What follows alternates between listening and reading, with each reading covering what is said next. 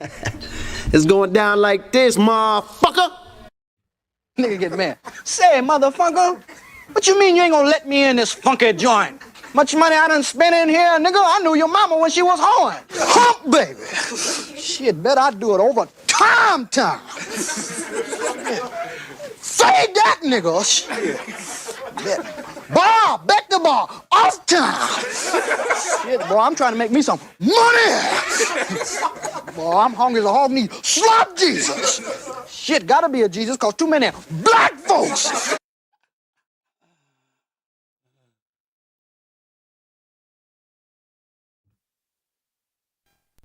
This shit is crazy. The following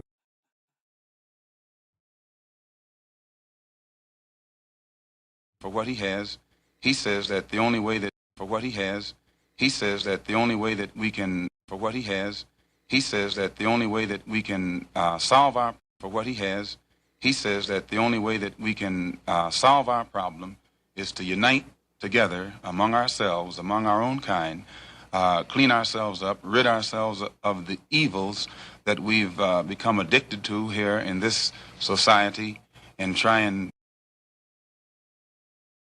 Yes, he destroy black boys. If you destroy him as a boy, he'll never become a man. Yes, he destroy black boys. If you destroy him as a boy, he'll never become a man. This ain't loud enough. I'm still trying. This ain't loud enough. I'm still trying. This ain't loud enough. I'm still trying. Loud enough. I just left a light in this bitch. I just left a light in this bitch. I'm finna hit the shop in this shit. Fuck up. Move the fuck back. Back the fuck up. Hey, where are the white women at? I'm trying to told you just with Herman, man. Yeah. Now, your mind is... Yeah. Well.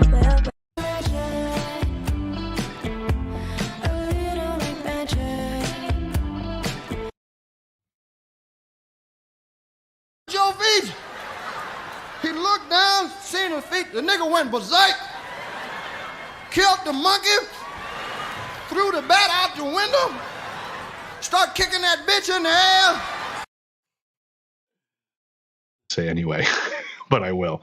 The way quantum entanglement works is that you can take two particles, quantum entangle them, and then take those two particles and move them at any distance in the cosmos. And let's just say, for example, if you quantum entangle two electrons and you have them spinning in the same direction, and then you take one of those electrons and you shoot that thing out 100,000 light years from the original. If you then rotate the spin on the one electron, if you modify it so that its spin changes, the quantum entangled electron at any distance will simultaneously in no time switch its rotation also, because they're quantum entangled. So these communication systems are taking advantage of this aspect of quantum mechanics that most people can't wrap their heads around, and this is what they're utilizing. It's just the new level of science that affords us the ability to communicate at any distance instantaneously. You don't understand. It's cool enough just being cool, like I am.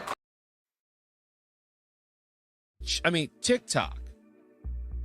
A lot of the white content creators on TikTok get all of their dances from the black content creators. I mean, You're a philosopher? Yes. You're a philosopher? Yes. You're a philosopher? Yes. I think very deeply. I think very deeply.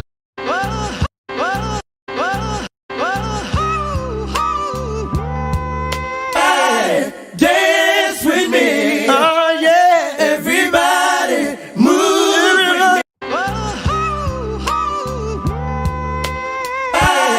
Dance with me. Oh yeah. You're a philosopher?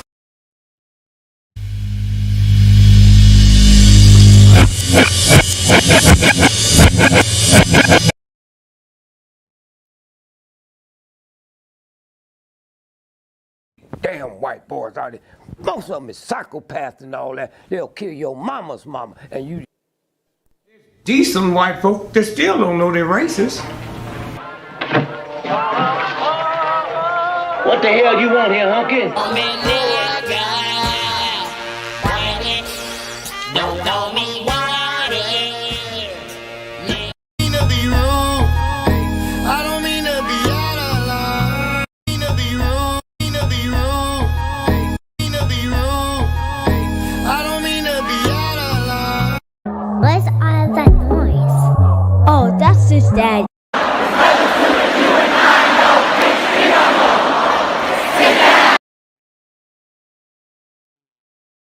Your lines are still open. Oh shit, you can get it, nigga. You wanna get it? Your shit. Get your hands off of me, shit! The Chinese platform, you already know they don't give a fuck about your black. The Chinese platform, the Chinese platform, you already know they don't give a fuck about your black ass. And they, I think we OD.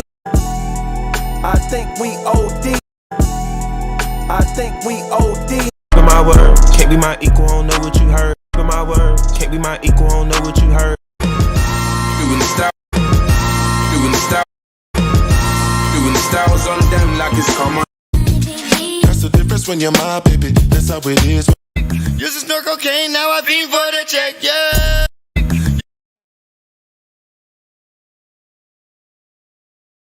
Heavy, I'm a walking dead man, is what they call me when I'm coming. Heavy, I'm a walking dead man, is what they call me when I'm coming. I hit the loot juice, it pulls up in the dude. I hit the loot juice, it pulls up in the dude. Like I said, you go to the history of European civilizations. 250 years is how long they last before they implode, because of their greed, because of their violence, because of an inability to let others be, including themselves. If they didn't have brown and black people to hate, they would hate themselves.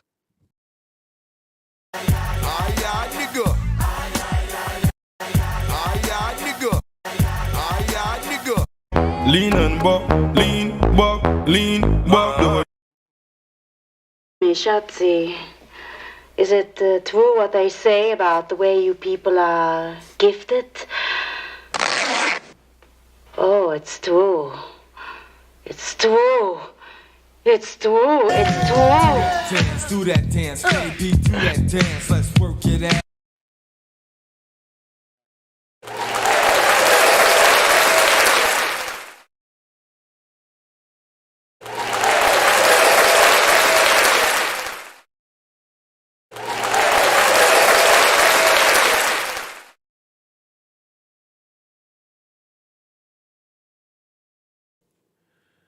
To the east.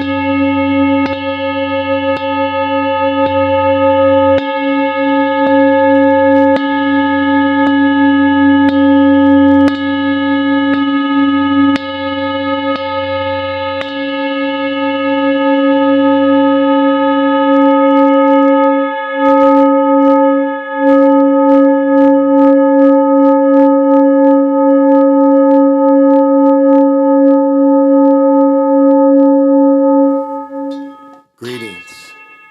This is Big Pontiac, and welcome to the Chocolate Mountain Show. I am the holder of the infinite sacred ball game that was created by the Hero Twins, and I am that one and only Galactic Daddy-O, welcoming each and every one of you to my galactic patio that reaches from Minnesota to the universe. And I guess that's my motherfucking time to come in. Oh yeah. Limousine, and every time I'm seen, I got to be clean. And every time I've seen, I've got to be clean. So again, you should know this is the Big Pontiac on you, and I'm sorry it's such a late night, but I've been fucking around, a lot of pre-production shit going on. And so, damn, I'm just coming on. So thank you for this late night. For those of you that come in this late night, I'm sorry, I was trying to do some shit. But when I start, I'm just drinking water tonight, you know.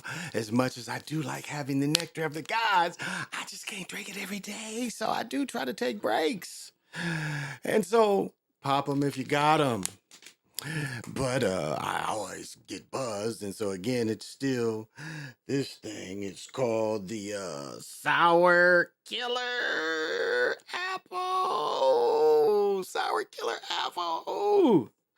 So smoke them if you want them.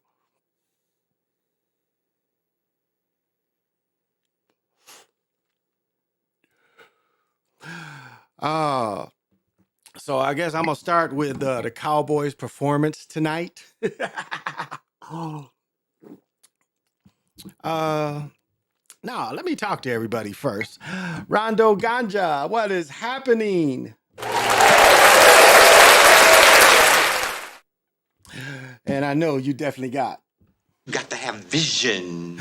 And I definitely know that you would join me on the Galactic Patio doing. Would you like to dance with me? We're doing the cosmic. And there's only one rule on the Galactic Patio. Don't touch my truck. And I know you're here because you want me to take you. You want me to take you.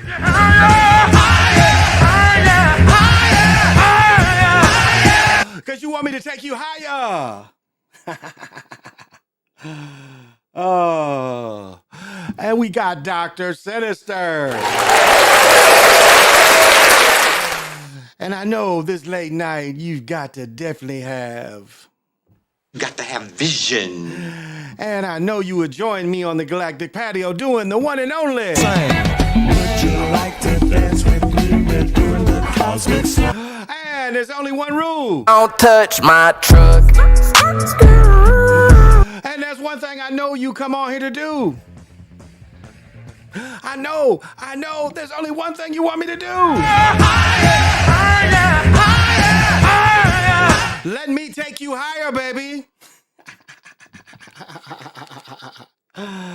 Oh, I'm gonna have some fun. Where am I at? I am going to definitely have fun. Let me see. Okay, that's passable.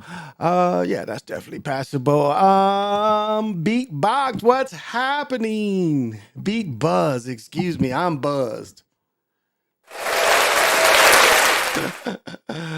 And I know you got to have vision. And I know you would join me on the Galactic Patio doing the one and only. Would you like to dance with me? Ooh, ah. And there's only one rule on the only one rule. Don't touch my truck.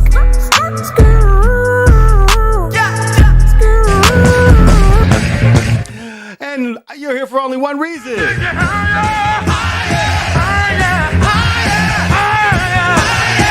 Let me take you higher. Oh. Seahawks falling short, but they scored. Dallas's defense is trash. The dude they pumped up before the game, they threw what, 3 touchdowns at him. They said he was like they going after him. They went after him. Well, it would have been what, 3. They called the one back. Number 11, they called his touch, but that they was going at him. And it's like, okay, he didn't get a pick. Well, did Gino throw a pick? I don't even think Gino threw a pick. So, El Dragon, Amaru Khan, what's happening? And I know this late night you got to have vision. And I know that you would join me on the Galactic Patio doing the. Would you like to dance with me? We're doing the cosmic slide. And there's only one rule. Don't touch my truck. Don't touch my truck, but you're here to let me take you. To let me take you. To let me take you.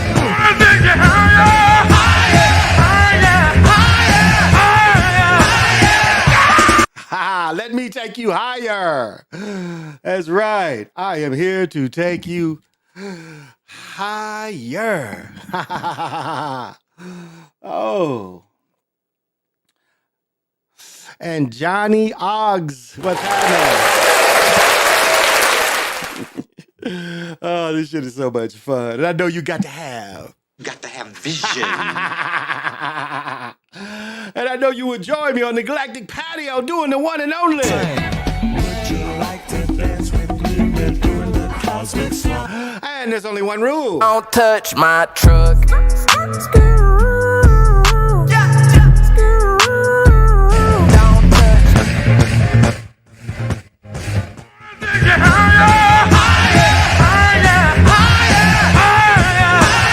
I'm here to take you higher, baby. Oh, yeah. But Dallas defense is trash. Like I called my brother-in-law, because, you know, my brother-in-law, big Cowboy fan. I called that. He ain't even answer. He's like, I know he tried to give me the business. He didn't even answer. I was like, so he called me back after the game. And, you know, like my phone, you know, I had to check my phone to see the times of games. Because one thing about YouTube TV is it's slower. It's slow. It's way slower than cable. So, you know, the phone get the way the TV regular cable get it, but the YouTube TV to my broadcasting don't get it as fast. But so he felt good, but their defense is trash. And don't say anything about my Eagles because Cowboys defense is trash. That team they made look like superstars. What was it? That team hadn't scored a touchdown. Hadn't scored a touchdown in what, 4 games? Something like that. So Cowboys straight trash. Straight trash. And the Eagles gonna make some stops. I mean, they got a sack at the end of the game, which seemed very suspicious. Nobody blocked him on that last sack. I was like, that is bogus. That is bogus. A lot of missed tackling on purpose tonight. I'm sorry, you know, I didn't do any work, but, you know, I'm enjoying the game. I'm getting my geek on. Oh, and I forgot to mention. Yes, I forgot. Oh, can I get it? And I hope they ain't gonna stop making these because I only make these now in just 2 flavors in these big bags. So that's bogus. But I'm on the herb gummies too. Yeah, the Cowboys are straight trash. I mean, how many, like it was a game full, like did the NFL really want all them penalties? One time it was 6 straight penalties. 6 straight penalties. I mean, is that, you know, like even, I tell you, when I was reffing a game, I was doing 8th graders, maybe younger, maybe 6th, 7th graders. And one of my guys, like, he started throwing 2, 3 plays in a row. I'm like, look, you can't throw a flag every play.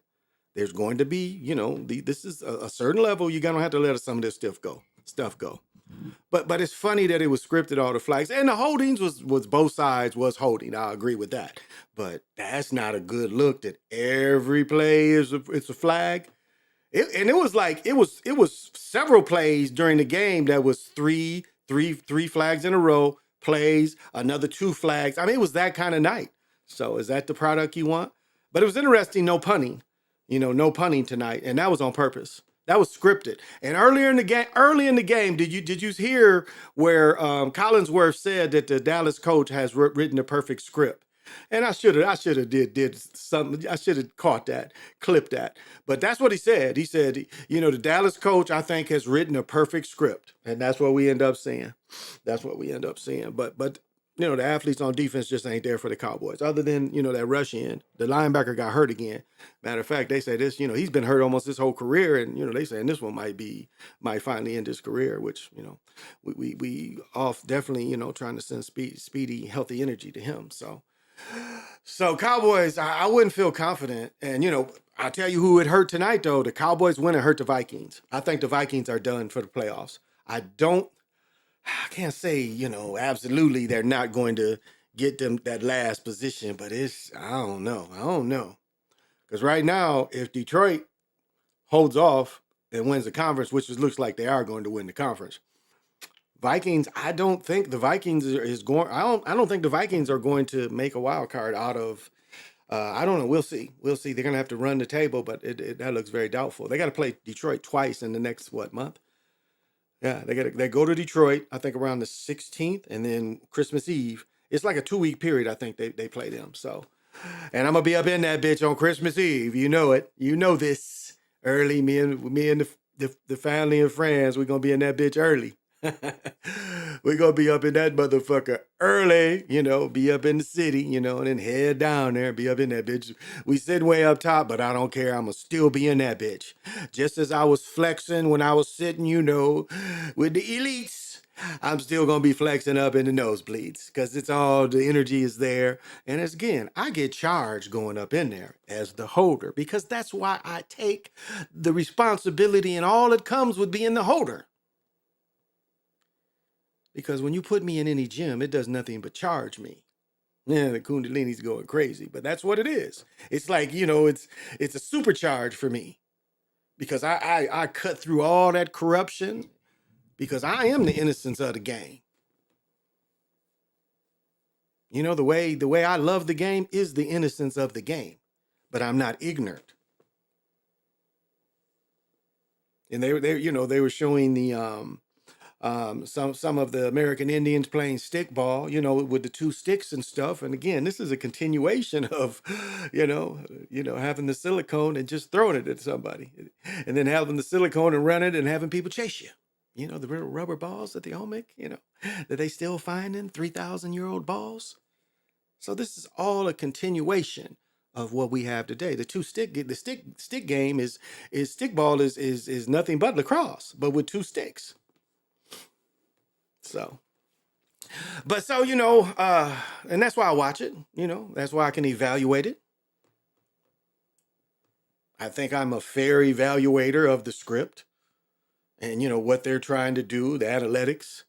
Because I think that's the good thing about the computers and stuff. If you follow the games, they kind of, give you a little bit of analytics. You just got to follow all that stuff. Because it's, strong on weak. They know who can knock who down. I mean, that's where, it's real and fake at the same time. It's like, I'm not supposed to supposed to knock you down, but so many times, but you're supposed to stop me too. And if you can't stop me, then, the script has to be adjusted. But again, they run the plays where even the like where Lawrence Taylor, remember how they neutralized Lawrence Taylor? Joe Gibbs put that, he put a tight end.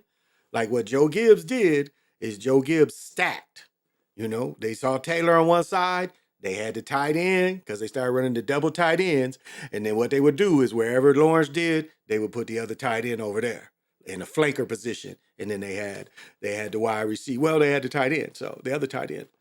But that's how they started defeating him. They would shift wherever he was. They would shift and put that tight end right there, even if the tight end was off the line. But a lot of times they had tight end and then another tight end. That's how they neutralized him. And the drugs and everything, the lifestyle, that takes away the game. I am thankful for them. You're thankful. Liquid Fire, Soul Journey, what's happening? Oh. Whoops. I know you have. You got to have vision. And I know you would definitely join me on that galactic patio. Would you like to dance with me during the cosmos? Ooh, but there's only one rule, but you can get a ride. Don't touch my truck. But just don't touch it. And I'm definitely here to.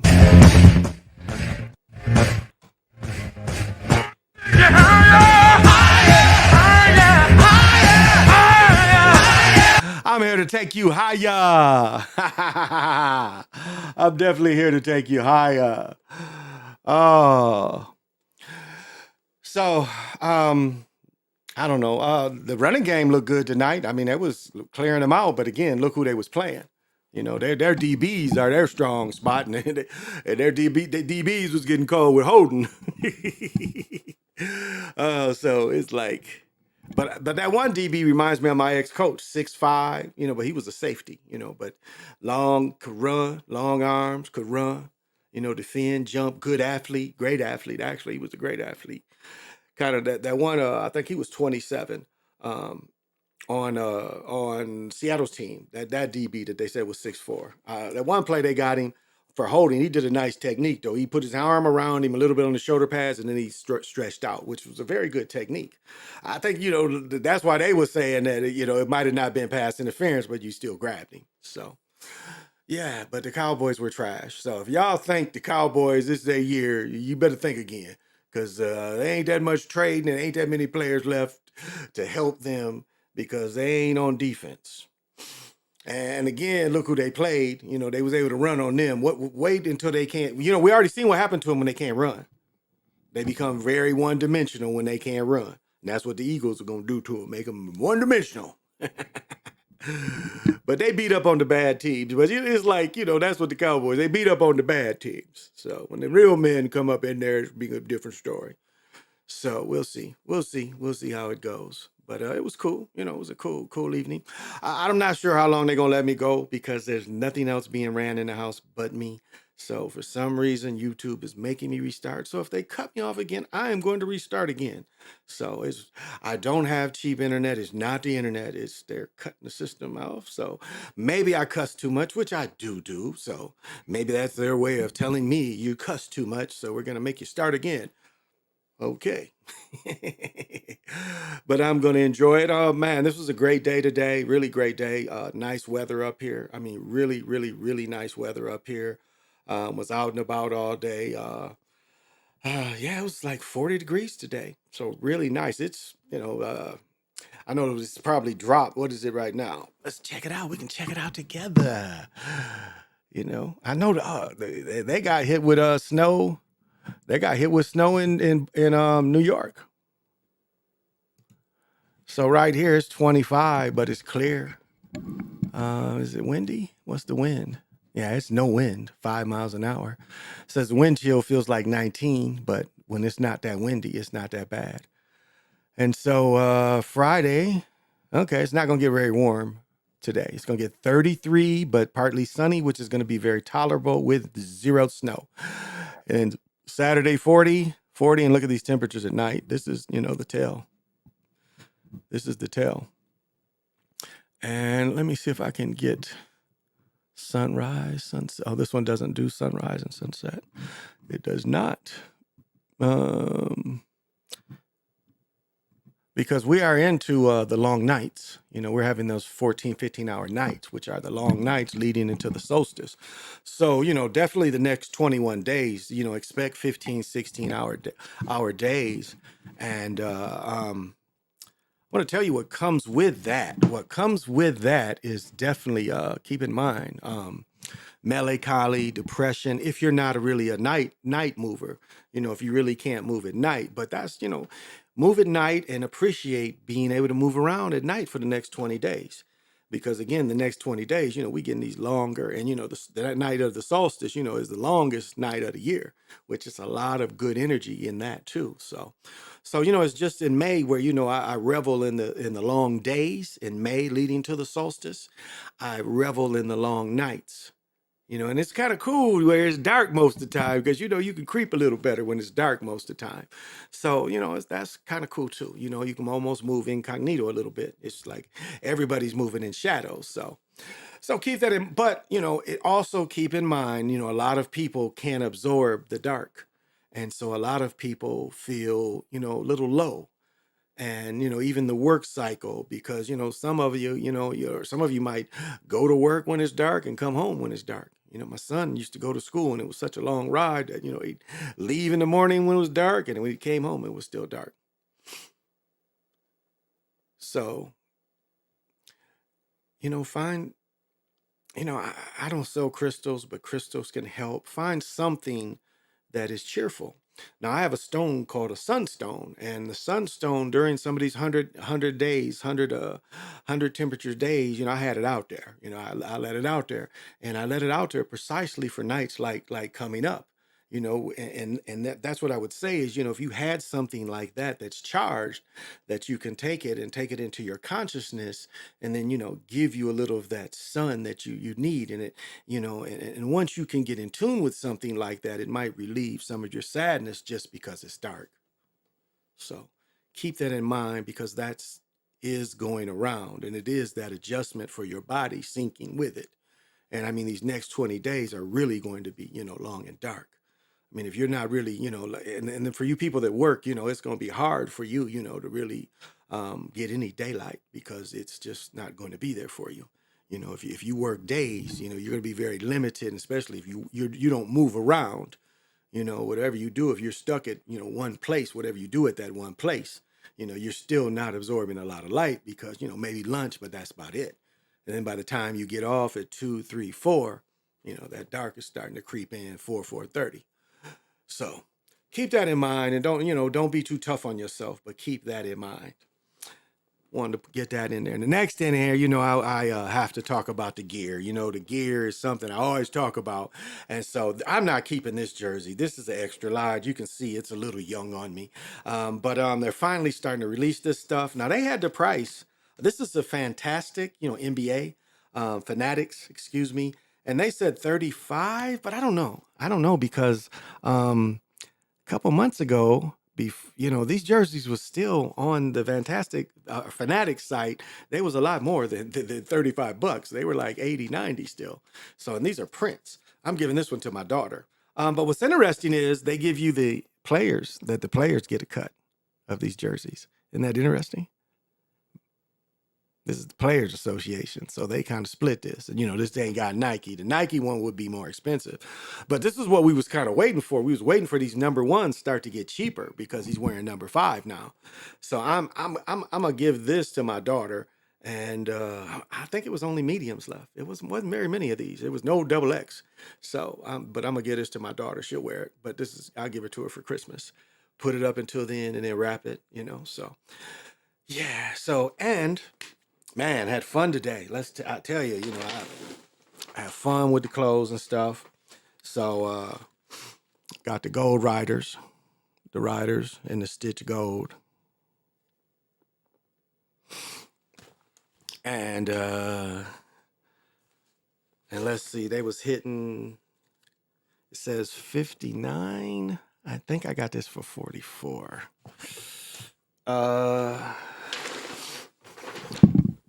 And this is from the Polo Outlet. Now, the problem I have with them, the problem I have with them, with Ralph Lauren is, if you get a 2X, they tend to get it big and tall. And so that makes,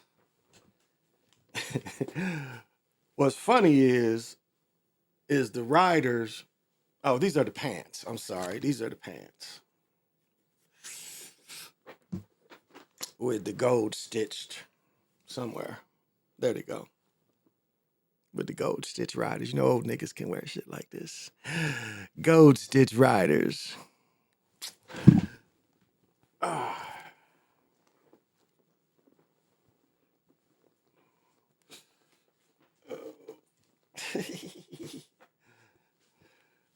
Fuck that Jordan. What that shit's called? The Jordan Tech.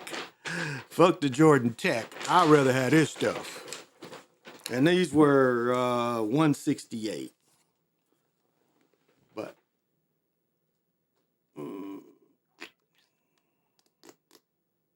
let's show. There we go. And I have to look at to see what I paid for it. And then the gold riders. The gold riders on the hoodie. And what I was saying about the hoodies is when you go to 2X, you know, they make it long, you know, so the riders be way down here and shit. So, and without a shirt underneath, I can wear this. But so, and this one was,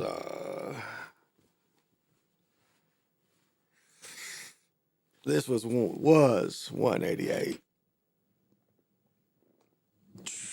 There we go. But at the outlet,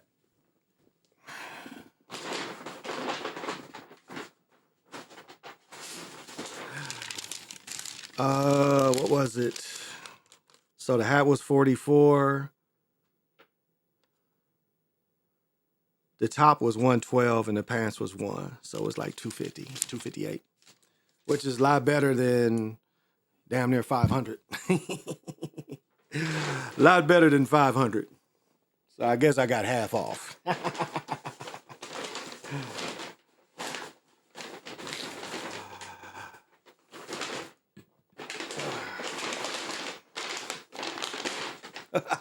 It's crazy. But this hat is made better than my other hat that has the red and blue riders. Yeah, this hat's made a lot better. I didn't even know they had this hat. And they just had it at the outlet. So, you know. And if I would have got it, you know, on Black Monday, which I don't know if this was in on Black Monday or not, but it didn't sound like it was because he said it was only one extra large. There was a bunch of 3, 4, 5X, but he said it was double X. He said it wasn't. But I could have ordered one, but I don't like Again, I don't like the way they do the big and tall. You know, it's bogus. So that was the gear today. Jamar 3224, what's happening? Oh, thank you. And I know you definitely got to have vision. And I know you would join me on the Galactic Patio doing the one and only. Would you like to dance with me? We're doing the cosmic. Ooh, and there's only one rule. Don't touch my truck. And you are here so I can take you.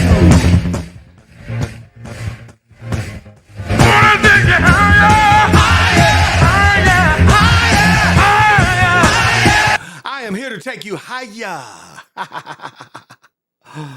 Oh. Swoo. Gosh, I did have a couple things to talk about today. I forgot about them. Maybe some of this stuff would remind me. I run across so much. I was reading a report today, one of the autopsy reports, how they were saying about Prince. And you know, when Prince had to get off in Illinois, and it was a long time ago, this mug got whacked. Think about it. Michael got whacked in 10. What was it, 9 or 10 or 11 somewhere? Do you know how long ago that is? Like, you know, and then Prince, you know, got whacked, but you know, I guess he was taking fentanyl. I guess he was taking it. Well, I guess he was buying it from anybody, and he was just getting that shit cut. So, you know, that he fell out. I mean, you know, I don't know. I don't know. And I'm hearing, you know, a lot of people, them NDAs, since he dead, you know, they don't count anymore. And so a lot of people is coming forward, you know, and saying that they was going out there and, you know, getting high with him, you know, freebasing and shit. This nigga was freebasing. And then he got addicted to pain pills, you know, he was like all on it. So, you know, sometime, you know, like I think, you know, like if you really study Elvis more than anybody else, and you talking about stardom and gluttony, Elvis is a prime example, and where nobody would say no to you. And I even think Michael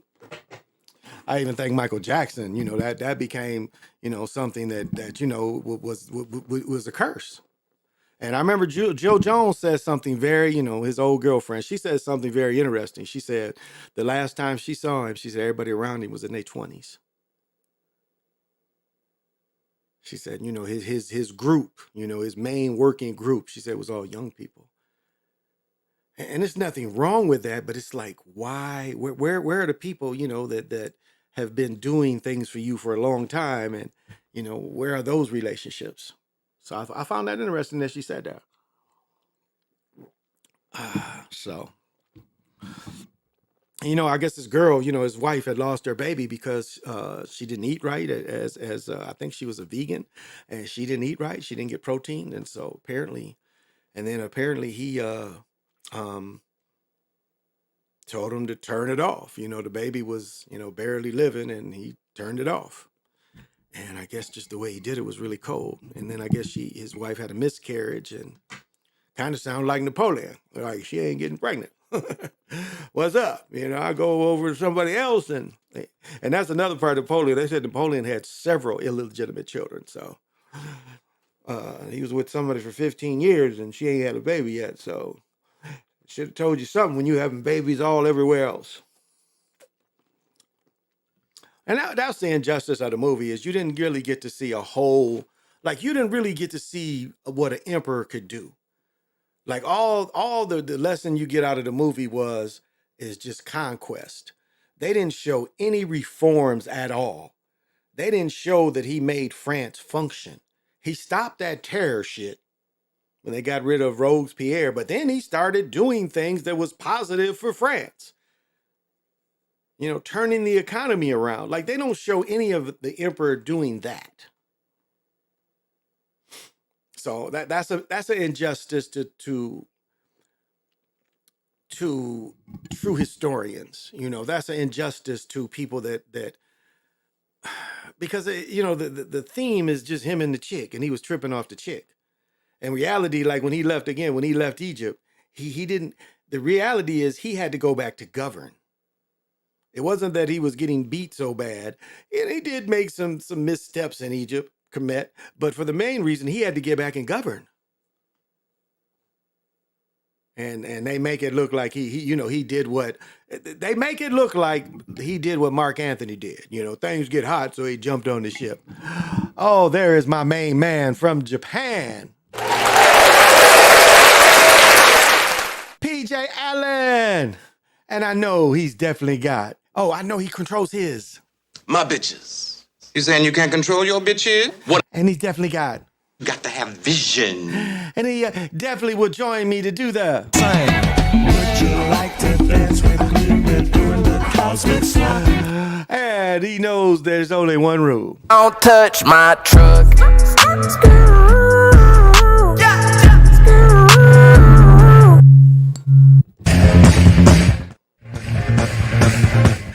And I'm here to.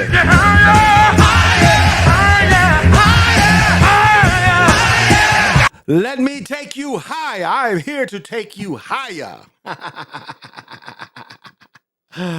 I'm just having fun. And I'm sorry it's so late. I really am. I started getting ready and I had to get the cat up here. I covered my furniture up so the cats can't scratch it because how they scratch leather furniture is when they move off of it. And, when they jump on it. So I put blankets on there at night. I block some of their ways where they just comfort scratch shit like a territory thing so. We'll see how long that lasts. And so just getting together, just up here trying to get everything together. So, but welcome, brother. Oh, I be with it with the moving and the grooving. Yeah, they were. Oh, wow. Let's look that up.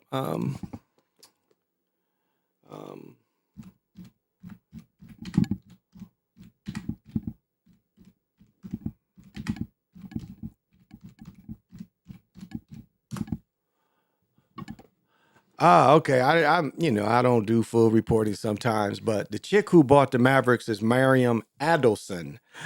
Mary Adelson is monarch of the Anderson family, along with her son, who is a DuPont, the Sands Corporation. So that's right, the casinos, the hotels. You see, the monarch of Anderson family, along with their son-in-law, Patrick Dumont, the Sands Corporate president and COO. Okay, so that's who she is. And she bought it for 3.3. I think he kept 0.1. So she paid him 3.1. Yeah, so $500 million. She paid 3.1. So what's that? That's very little, interest. That's still $500 million, right? Yeah, 3.1 for, yeah. So not quite. So he still has what, 400 million shares. So he's controlling interest. No, don't want that. Bring this back. Say the family confirms it has entered agreement to buy the Mavericks from Cubans. What will this mean for the fans? Court during the fourth quarter game. Miriam Anderson, the matriarch of the Adelson family, Adelson, along with her son-in-law, the Sands Corp president CEO, confirmed in a statement they are in the process of purchasing the team from Mark Cuban. And the Adelson and Dumont families were entered into bringing purchase agreement to acquire the majority ownership and right to serve as governor of the Dallas Mavericks. The families are targeting closing of the transaction by year-up, subject to satisfaction of customary closing and conditions approved by the NBA Board of Governors. The goal is to win and have a team that proudly represents the greater Dallas-Fort Worth area, serves as a strong, valuable asset. This means, what is it? It ends here. Where'd it go? So the Cuban, it says Cuban will retain a significant part of the franchise, and most important to him, to continue to have a say in the basketball operations. I don't know why they cut that off. So it says someone as Mark Cuban, in fact, selling majority, issued a statement. Okay, is this gonna give me all of it? See. So Cuban, according to Forbes, is worth 6.2. That's more than half of the factors in the Mavericks' value. Meyer and Anderson on Tuesday sold $2 billion of her Sam's Court stock to help fund the Magic purchase, and it's worth 33. So I think she paid 31. So it's $2 billion he kept in there. So he kept $2 billion and what they just said is this 6.2 billion is figured in the company worth. So this is going to bump the company worth up. So he kept 3 billion. He still has 3 billion into the team. One of the structural reasons that Sands will give the Mavericks more revenue sources and deep pockets to competitive in the NBA franchise. Lakers, Warriors, and Knicks. Changing of the guard. She is 78. Cuban is 65. Adelson's son-in-law would represent the Mavericks on the NBA Board of Governors. The Mavericks are one of the world's most successful franchises, and they have won one championship, a long history of attracting international superstars. You hear that? International. So you know that's going to continue. You know, they wouldn't emphasize that. They know that they're there to give them a platform. So they said it right there. We're bringing them foreigners. Keep going to bring them in. Opportunity stewards in this great franchise. The Mavericks were co-founded in 1980 by the majority owner Donald Carter, whose wealth came from commotion-based founded home interiors and gifts. Carol Ocean.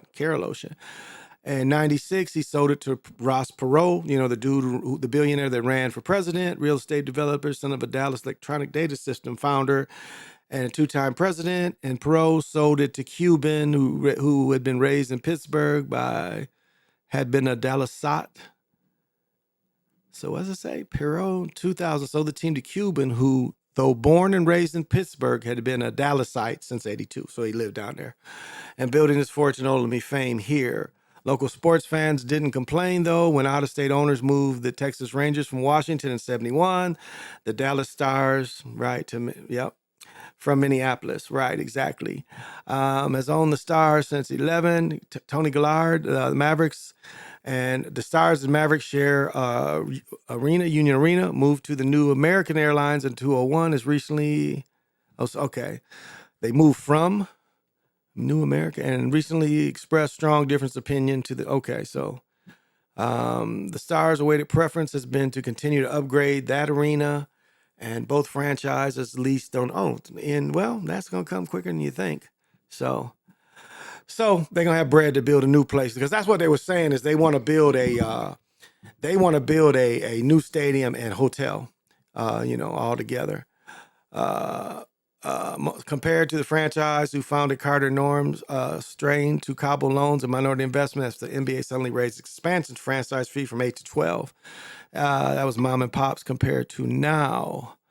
Other sports, except past measures allow for sports specific equity funds to compromise up to 20, so you can equity funds, you dig, people investing in it. Blue Boy, we feel Forbes came out so much, but the rubber that hits the road, well, that's some bullshit. Okay, in July, he became the first American pro sport owner to accept a Middle East sovereign wealth investment, selling a 5% stake of the team's umbrella company, Monumental Sports, the Qatar Investment Authority, for about $200 million. Okay. So that takes away from his $3 billion. That takes away from his $3 billion. So he only $2.8 billion. So agreed to preseason games there. Wow. 2 preseason games for 7 years. I had a Floyd partner gambling. Right. That's what they're talking about doing down there too, is the gambling. So yeah, that's what's going on with Dallas, which is interesting that he would do it now. But again, he's 65 and eventually you want to step away. Peter Church, what's happening? I know you got to have vision. And I know you would join me in. Would you like to dance with me? We're doing the cosmic slump. And just one rule. Don't touch my truck. And you are here because I will take you higher.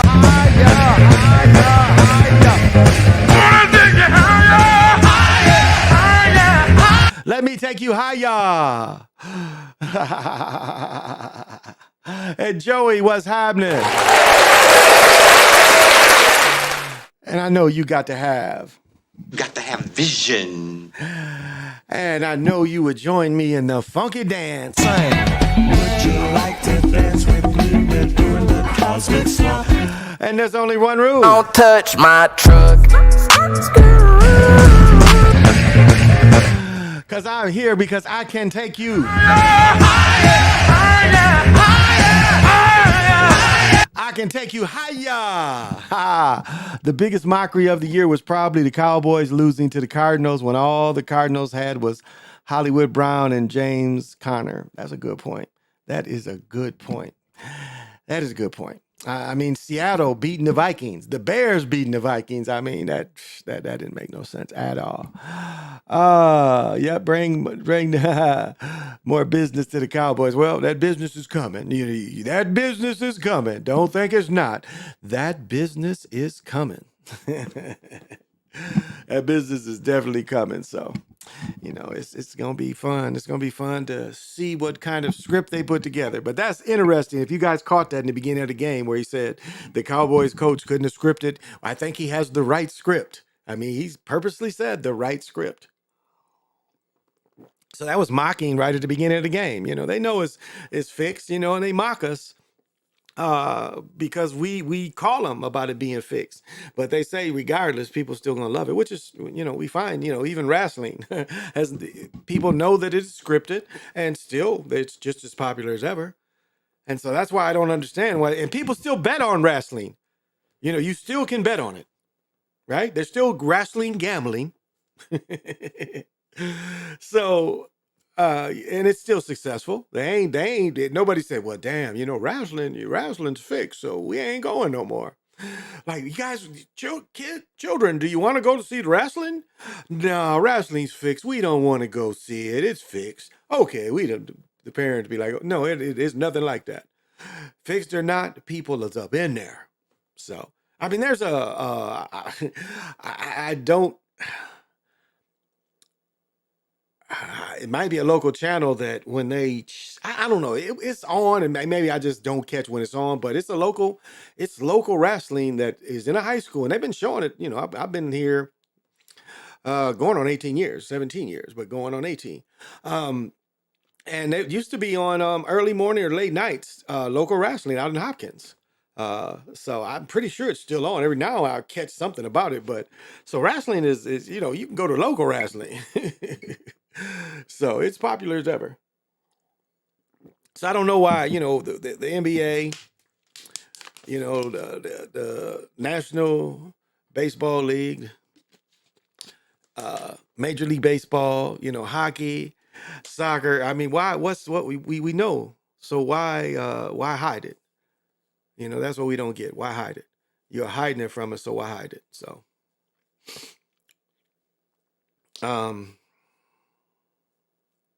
so yeah, wanted to throw that in there.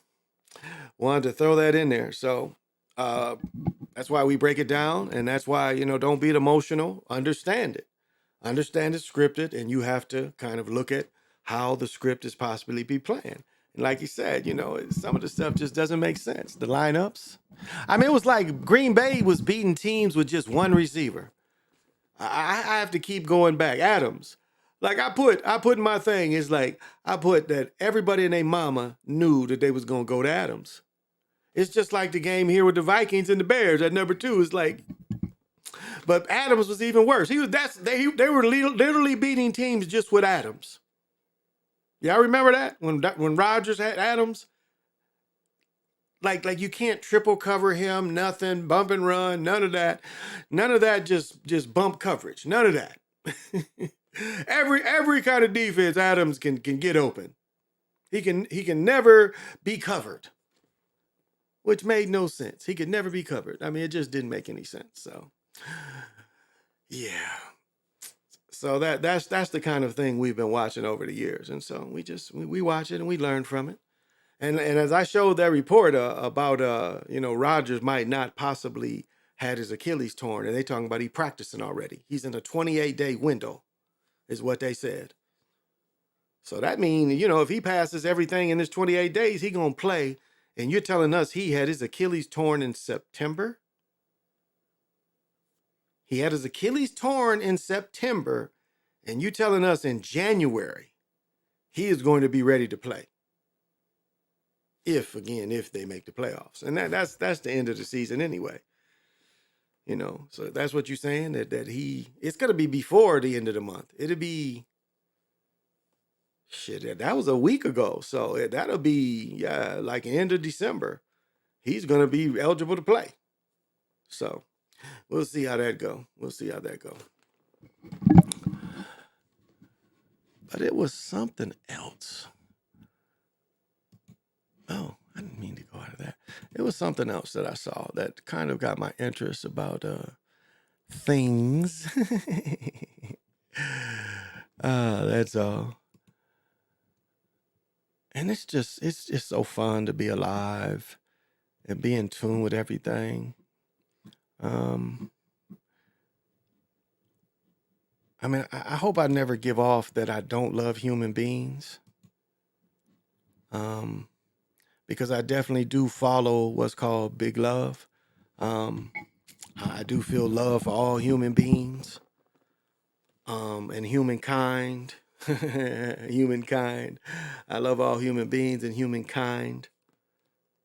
I see no problem with my daily interactions with people, as I can deal with these people with looking at them as other humans, and I can show humanism to them very easily. And yeah, we get frustrated with things, but for the most part in our daily lives, we can do our own thing.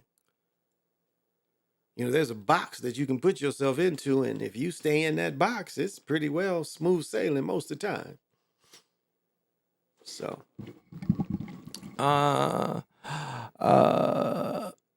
more business to Dallas. That's a good point. There's more Rogers tour.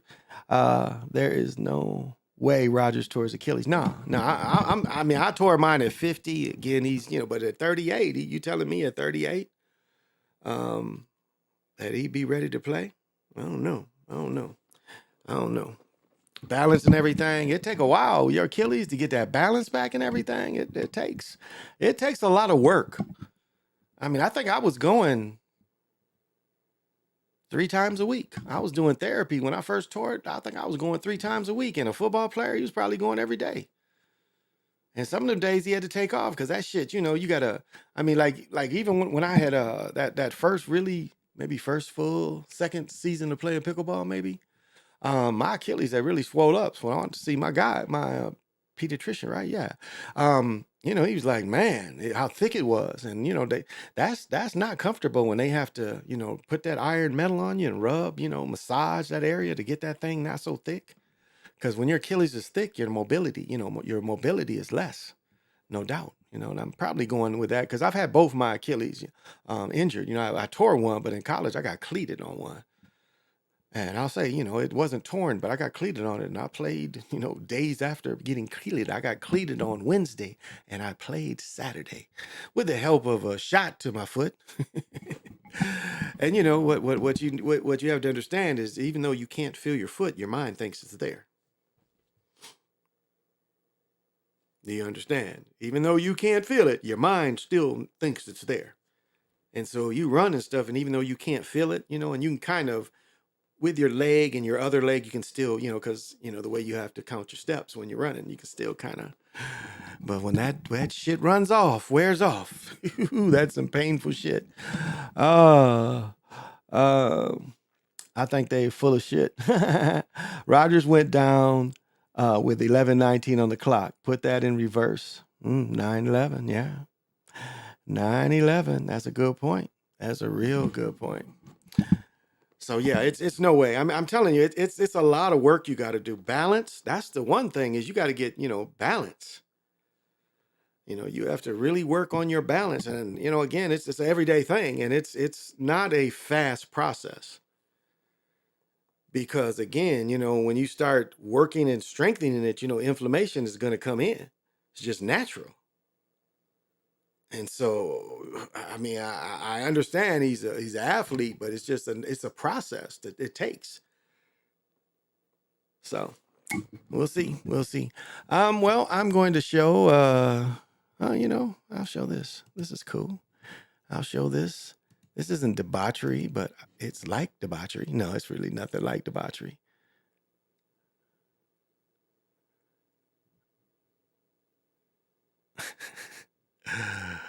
This was kind of funny. Okay. It was some bullshit. Okay, but I live where I live in the Great White North. We have some chances to see some shit. And sometimes we get to see some cool shit up here. Ooh, what am I missing?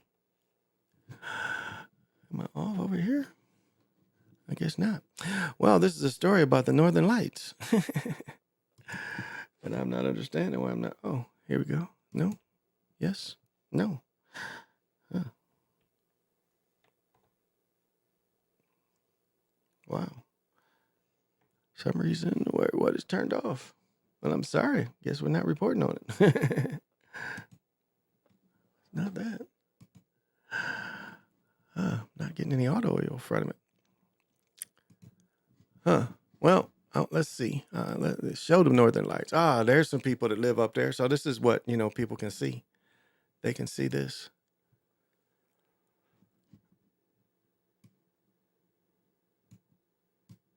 And they're showing, the areas that would be covered. So you can see, parts of where we're at. This is really beautiful when you see it. It's really, really beautiful. So I don't know, what do you the people that think a dome, does this show the dome or does this show, something else? And so, that's how it can look. So nature can be pretty beautiful sometimes.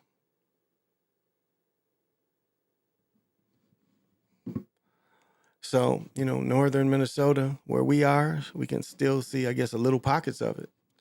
You have telescopes and there's no pollution. I'm up on a hill, so. But my north view is where all the lights are. Stronger. Yeah, see, north. They're saying all the people up north are going to be able to benefit from it. And I'm way south of them.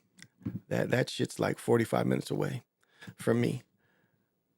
So I wanted to show that. And I think that was bad audio on their part. But this other story, let's see. Yeah, I'm guessing my audio's fucked up. I'm not hearing any of this shit.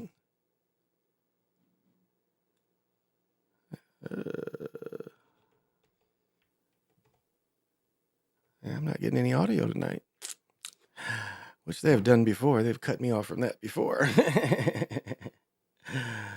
But yeah, there's no audio on any of these videos. So they've cut me off of this. Okay, I can still talk about debauchery. That's all right. Even though they cut it off. I could still. Okay, so yeah, I am. Yeah, everything's on. Yeah, everything is on.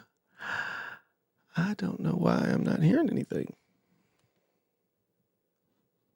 Huh. All right, but what has happened is, and I'll show you, this brother got sentenced and he killed his pregnant girlfriend. So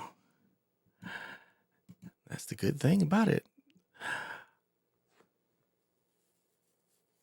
Accusation of money laundering. Ramsey County prosecutor, Buddhist temple in St. Paul was taken advantage of in the scheme that swindled them out of $184,000. Wow. No, this is not it. This is not what I was looking for. I don't know what it is. Why I'm not getting any. I'm not getting any volume. But yeah, this dude killed his pregnant girlfriend. Killed his pregnant girlfriend. Isn't that crazy? Crazy insane? Isn't that crazy insane, y'all? Killing his pregnant girlfriend. Yeah, they've killed my feed. They have definitely done something to my feed because I'm not getting any audio from the computer. So that's all right. Shit, I can talk. That's all right. But yeah, this guy killed his pregnant girlfriend. I've had this problem with them before, where they silence YouTube. They only let me broadcast YouTube. They don't let me show anything. So that's okay. Let's see. Yeah. Plus, coach's father died in 9/11. Arab coach for the New York Jets. What a mockery. Oh, that's right. That's a good one, Joey. That's a real good one. Let's see.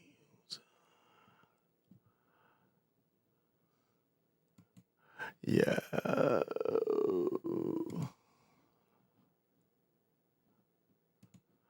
All right. And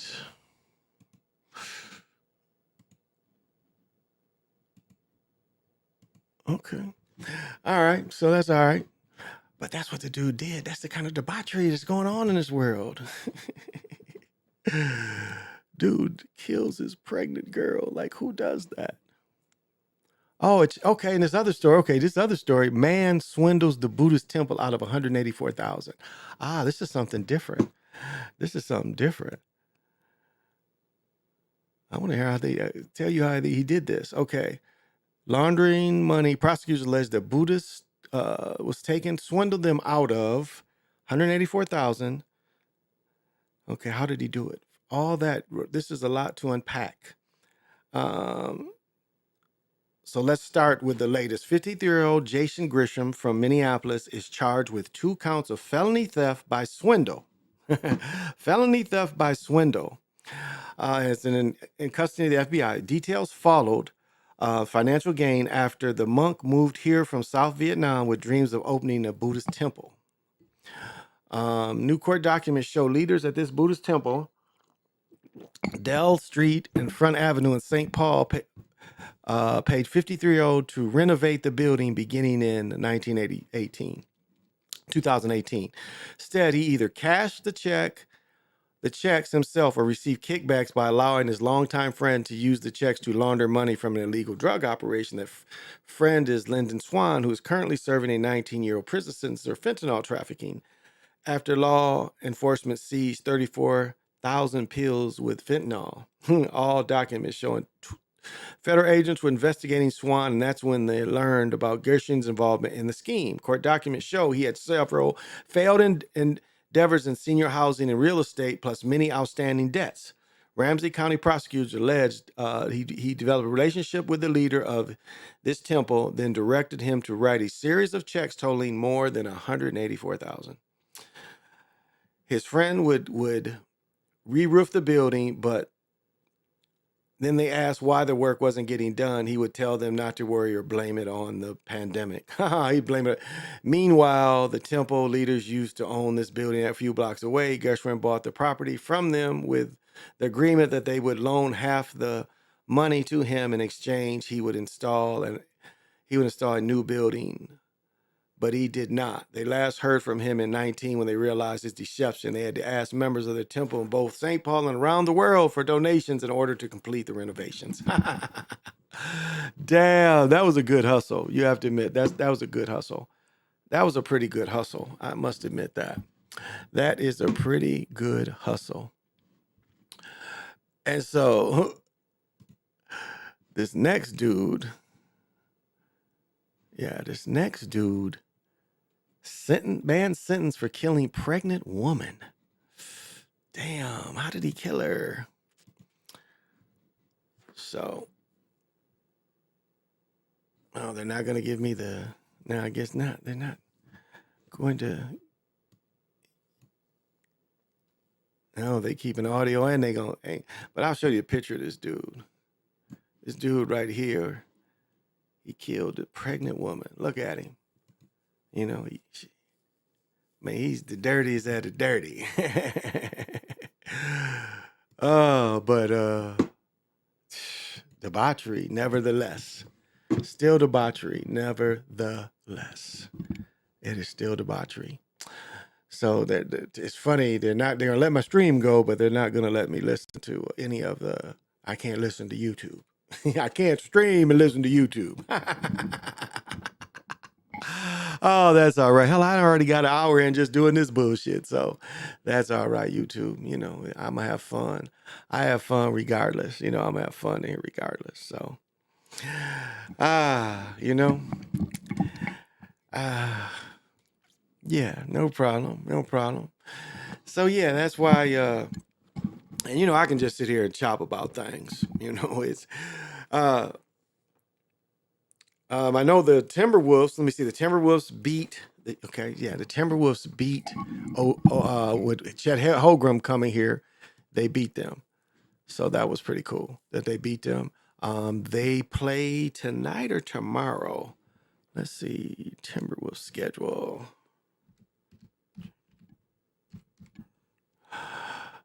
Oh, here we go. It's right there. Let's see. When do they play again? The Timberwolves play. Oh, they don't play. Yeah, they play Saturday. They play Saturday at 4, but they play in Charlotte. And then they play the 6th. Ooh. Damn. You telling me I could go see Wemby play? I sure rather see Wemby play than Zion. Huh. Wow. These 4 games here, you can see some players. Wemby. I might go see Wemby play. I just might. Might go see Wemby play or Zion. I don't know. I'm going to see. Shit. I'm just paid for $360 for we going to the Dakota on the 16th and had to pay for 3 tickets for the three tickets for the game. So paid a lot of money for entertainment. So but okay. Yeah. I like that kind of thing too. I tell you, it's I am in on Facebook. I'm in a thing that talks about ABA players, and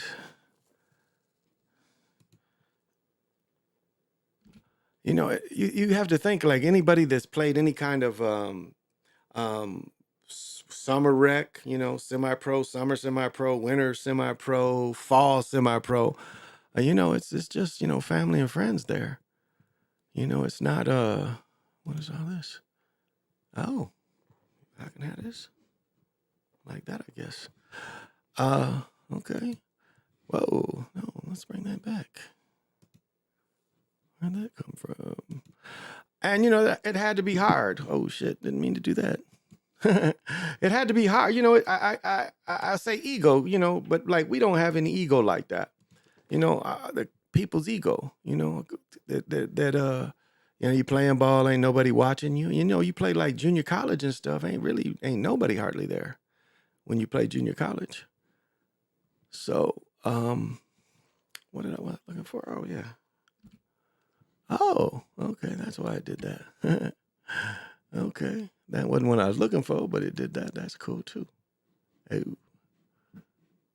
Okay, that's not quite.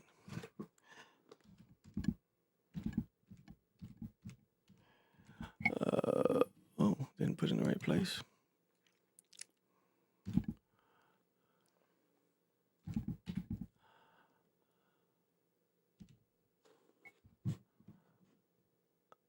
All of a sudden, the computer's stupid. This is so funny. The computer's stupid. That's all right. Oh, what did he want?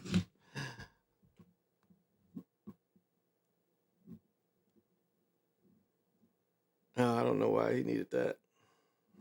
Oh, okay. Let's try it again.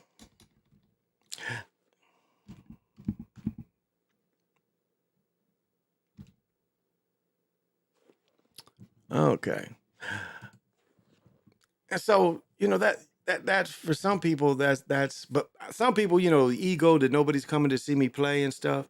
But for people that have played like that, that never, like the playing in front of people becomes a thing of the past.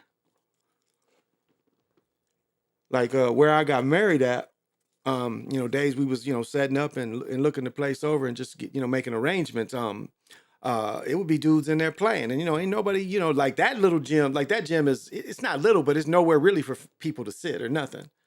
So you just seen dudes going in there to play their games. And when you just playing pickup, like I was watching these one group of guys, they was just playing half court pickup, which is really slower, but they was playing half court pickup. And so, the ABA had to really be hard for dudes that was pros, and yet, nobody's really coming to see their product. And so, you got to say hats off to them. Like if you look at this picture right here,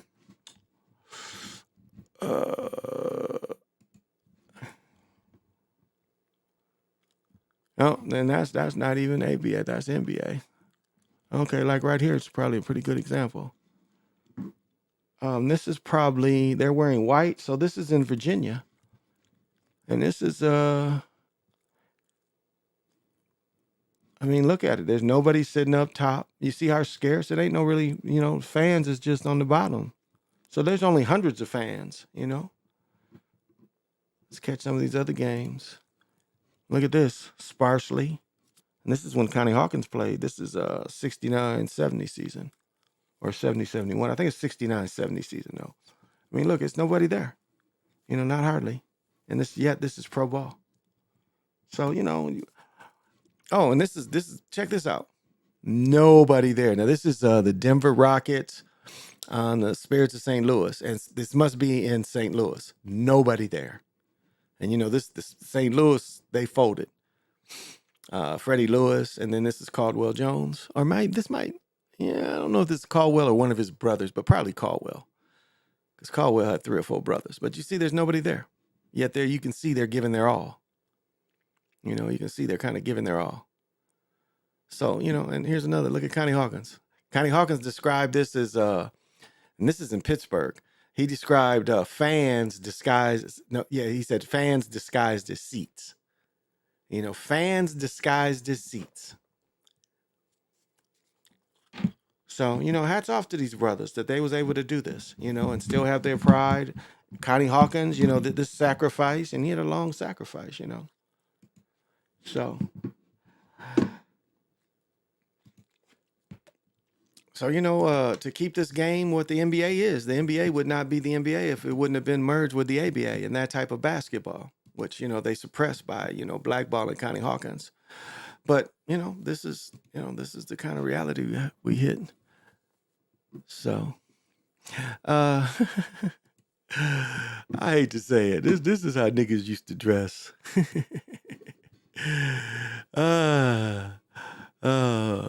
Like this, you can definitely, this is East Coast somewhere. This is East Coast, brothers. Somewhere on the East Coast. Oh, dude sitting on a cat. No, that's an Oldsmobile. Oh, but you know how we always been. We always been people. Oh, here we go. A dude that works for Gucci now. A guy thought. Now remember, when Gucci came out, this was inside. When Gucci made their linings, this was the Gucci lining. And Dapper Dan was the first one to put the Gucci lining on the outside. And Gucci for years didn't put their lining, they would never put their lining on the outside.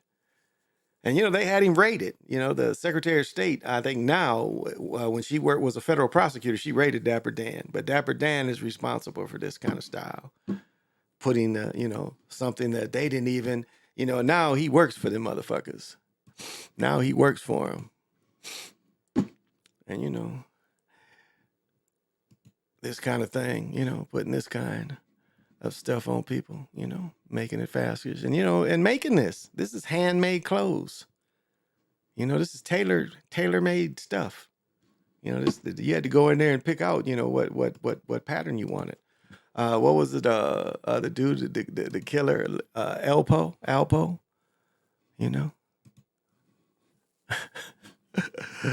Look at this. Oh my goodness. But you notice dress shoes, but more casual dress shoes, not really Stacy's, because these are softer shoes here. So these ain't just, hard slip-ons. So the softer toes, all leather, a sweatsuit. Y'all know some of y'all watching used to do this kind of shit. Go to the club and take pictures and shit. Oh, here we go. Here we go. This is Nike and Bally, but made by the same person. So I bet Dapper Dan made this too. Because this is Bally, but it's the same. It's just different patches. So Dapper Dan probably made this, and he's got PJ would probably know what kind of Nikes these are. Oh, these ain't Jordans. These is Nikes. I can't really.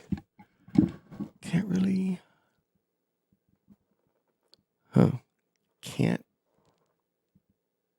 Yeah, I don't know. Maybe PJ knows what those are. I can't tell the shoes, but the outfits, and this was probably before Nike made anything like this. Before Nike made anything like that. And this is the standard New York look. Why they bent over? Why are they bent over? This is like what we used to call prison poses. When people be bent over and shit, like this kind of shit. This is prison posing. This is what we used to call prison posing. This is prison posing. And it's funny that people in the street would do the prison posing. But look at, brothers have always had flavor. That's always been us. No matter what period, we make whatever and we make it look good. We run fashion. What we wear, they sell. What we wear, they sell. This some of y'all mamas. There's some of y'all mamas out there. Some of your mamas, you looking at their books, some of y'all mamas got pictures like this. I know they did. Think about it. I used to smash some of your mamas looking like this. Oh my goodness. This is so funny. But we have to love our people, Oh, look at that hair. Wow. I remember chicks used to wrap this shit up like this and have contests. Got the coochie sweaters, Australian sweaters, Bill Cosby, Biggie. See, vintage abstract. Okay, they don't even give it the name on his piece. That's why I turned to it. Did they brand him? Here he is, Coochie. Yeah. See, here they branding it. I knew it would be branded somewhere. But that's what that is. And that's an Australian company if you didn't know.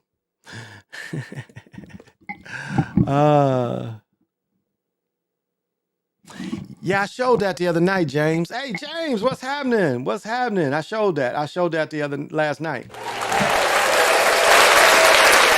Thank you for coming. Got to have vision. Put me back in it, and thank you for joining, cause.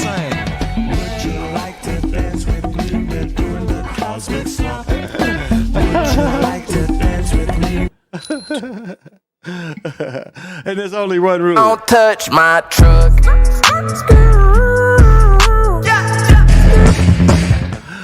And I'm here because I'm definitely here to take you. I am here to take you higher. I did a story about that. You know what? Let's see. I think he was number 98 or 88. Let's see. I might. Wow. Let's you know what? Let's see if I caught him. Let's see if I caught him coming in. I didn't even think about that. Might have caught him coming in. I think it was a short. Let's see if I caught him coming in. Because I just might have. But yeah, I did a story about that the other night. And yeah. Let me see. What?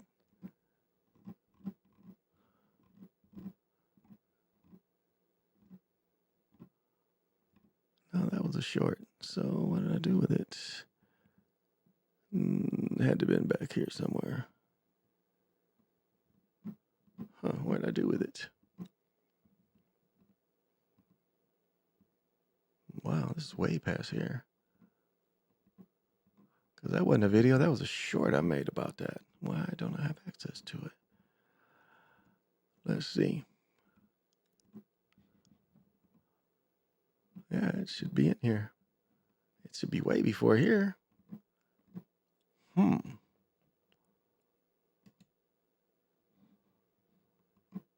So let's see, isn't there? No. Oh, okay. Let's see. Let's see if I can find it because I might have when they, I did that where they came into the stadium. So let's see if I have that. I should have that because that's way before any of this stuff. So I'm gonna see if I got a picture of him when they were coming in to the stadium. I didn't think about that the other night when I showed that report. Yeah, and that's the second player. I didn't even think about that. And that's another that's the second player to die from Minnesota. Remember the hockey player in England, the skate went over him. A dude skated over his throat and killed him during a hockey game. Remember that? So that might be the second sacrifice for the Timberwolves. So that's 2 sacrifices for the Timberwolves, I would say. But I'm pretty sure I had all those cats coming in. I thought I made a short about that. So let's see. And see if we can catch him. If I caught him when oh, here we go. Yeah, I caught it. I knew I had it. Let me see if I can catch this from the beginning. I'll let it keep replaying. Let's see if we see number 98 come in. Number 98. He was 88. No, he's 98, I think. Let's see if we see him. I'll let it replay and look at it a little slower. I thought he was 98. 85. 58. 31. 51. 6. 7. 21. Let's see. We catch him coming in. I'm going to let it play again. Okay, they're still coming in. I think this is the end of it, though. Well, coming up pretty quick. And you see how small this facility is? It's a really small facility. I'm going to let it play again, though, so we can catch this C. To see if we catch him coming in. From the beginning, 98, 98.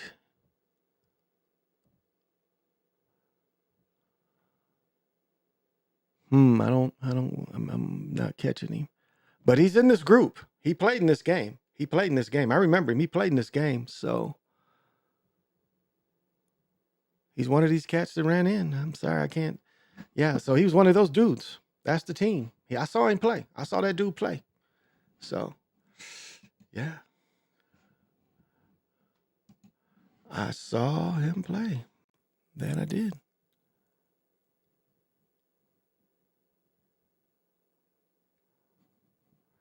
So, yeah. So look for one more sacrifice. I bet we get one more sacrifice. I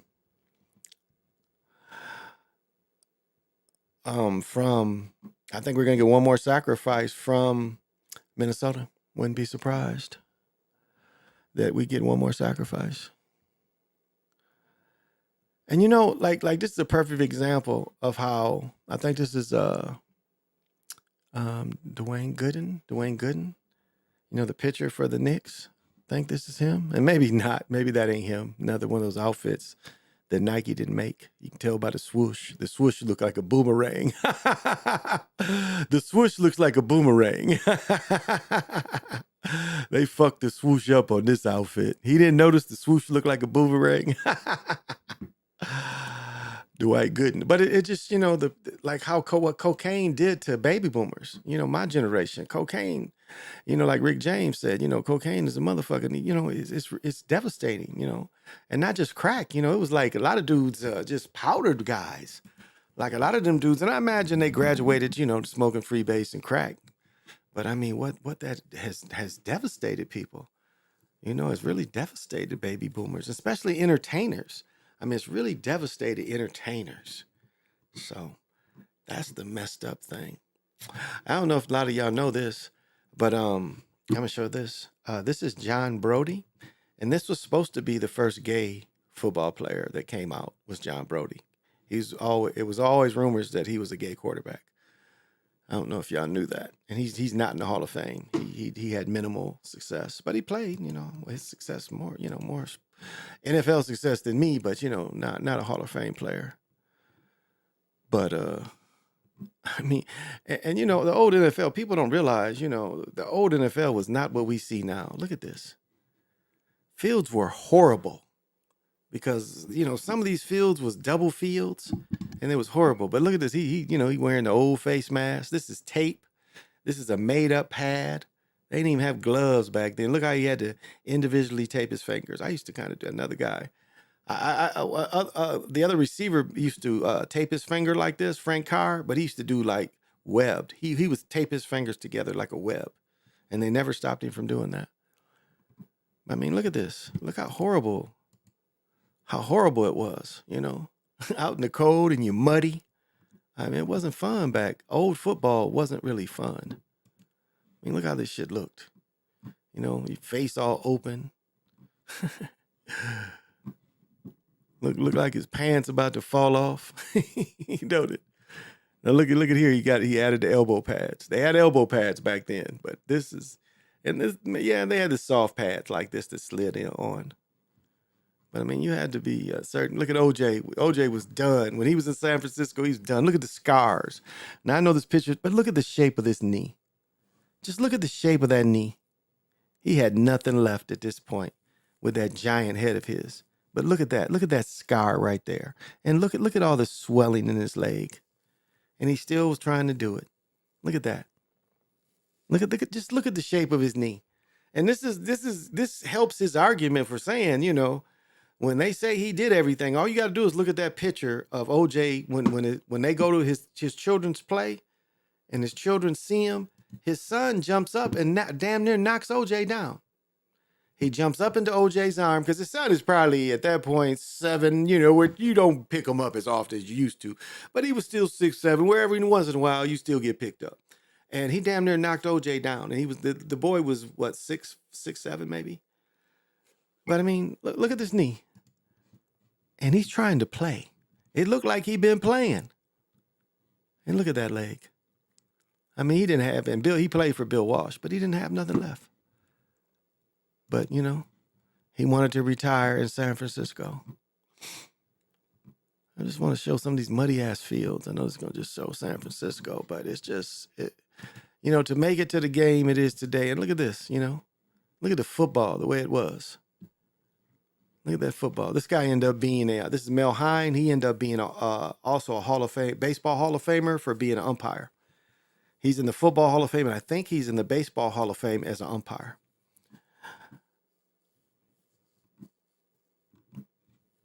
And this is Kenny Washington, right? Yeah, he's the first brother. Him and Woody Strode was the first brothers to play in the NFL. They had went to college. Woody Strode, Kenny Washington, and Jackie Robinson all played college football at UCLA together. I think this is Roosevelt Brown. I think that's who this is. Could be wrong. But look at the helmet. Look at that. Didn't take a lot of shock, but then again, you ain't, is this Jackie Robinson? Yeah, this is Jackie Robinson at UCLA. He played with Kenny Washington and Woody Strode. I think this is Woody Strode right here. If you're into cowboy movies, Woody Strode was in cowboy movies. So he played for UCLA. He played pro football too. He was, him and Kenny Washington both played at the same time. Sugarfoot Anderson. I think this is the Colts. Colts or Texans. Look at the high tops. Protect your ankles. Before everybody was really getting taped. To me, it was silly to get rid of high tops because then they end up going back to them. And this man, let me see. I saw a better picture of him. Let's see, where's that better picture of him? Wasn't on this one. Yeah, this is what made pro football popular. And it's sad that he didn't have the business sense. This is Red Grange. And at the point of when pro football started, pro football didn't compete. I mean, college football where this man played, it was 100,000 people that was watching him play for Illinois. And what he should have went to do when he signed his contract, and what he later tried to do, is he should have asked for ownership or partial ownership, or a stake in the team, and that's something he could have left his family. And it's sad, what happened to him is sad. He hurt his knee, so he didn't have the breakaway, and he became a good defensive player.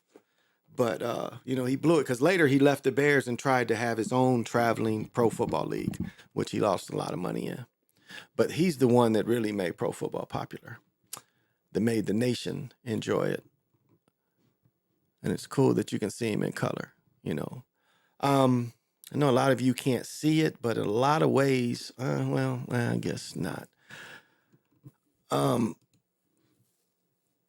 But yeah, this pattern is kind of, and then here's Jim Thorpe. This is pro football. Look how horrible this is at old football. And this old football, there was no really, no rules. I mean, any of you really think that you could have played under these conditions where they could do roadblocks, they could late hit you, they could hit you? Yeah, I mean, they could clip you. I mean, there was very little rules. I mean, a lot of people couldn't play this kind of football. I could have. I definitely could have played this kind of football as a young man. This is Red Grange again. Okay, and this is when he's in pro football. Jim Thorpe doing the Heisman pose. They put his head on there. But I mean, look at, and I think we're taking a trip up here. We're going to Green Bay. It's only about 5 hours away from here. So I think we're going to go up there and spend the weekend. Probably not see a game, but look at this shit. This should be fucking cold. Hey, Carrie D. I'm sorry, I get lost into stories. I get lost into stories. Carrie D, thank you for joining me. I used to want the green suit. Like, you used to want the green suit. Those are the Air Revolutions. Okay, thank you. I knew you would know what they were. Air Revolutions. Hey, Carrie D, thank you for joining me.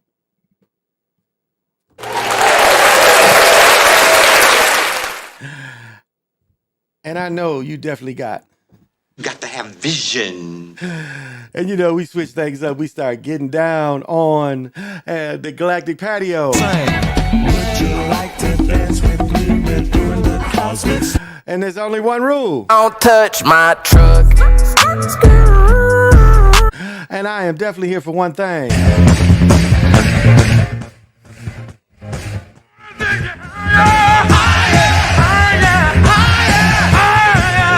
I am here to take you higher. And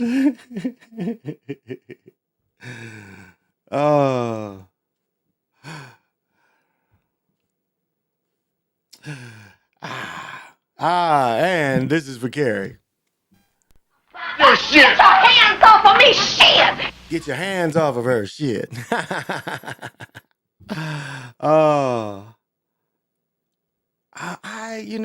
I didn't share it, but I showed him about your story, Carrie, and that people should check your channel out. I talked about that last night. Oh, there we go. I talked about that last night. So you do good work. I always like you said. His knee is jacked up, probably bone on bone, bruised and all. Yeah, and it was both knees. Yeah. OJ's, both of his knees was like that. Multiple surgeries on both of his knees. Something like 30 to 60 surgeries he's had on his legs. I forget players because the stories be so similar. But yeah, 30 to at least 30 surgeries on his knees. And he was still trying to play. I mean, in that picture alone, everybody saw that he shouldn't have been playing by like no knee brace or nothing. No knee brace or nothing. Yeah.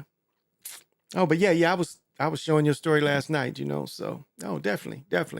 And so you can ask anybody, they'll tell you. I showed your story. I was like, well, I'm not going to, infringe on her work, but I want you to be aware of this work. So yeah, I showed your page and that story you did. So hope you don't mind.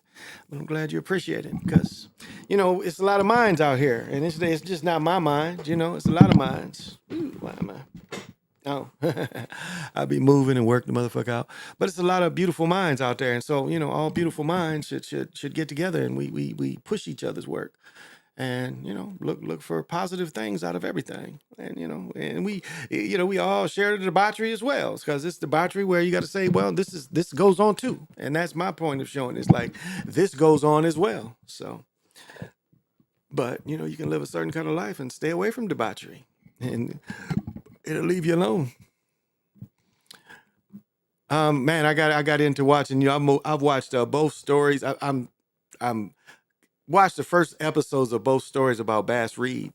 And what's interesting about the way the Lone Ranger became, if I can get this story right.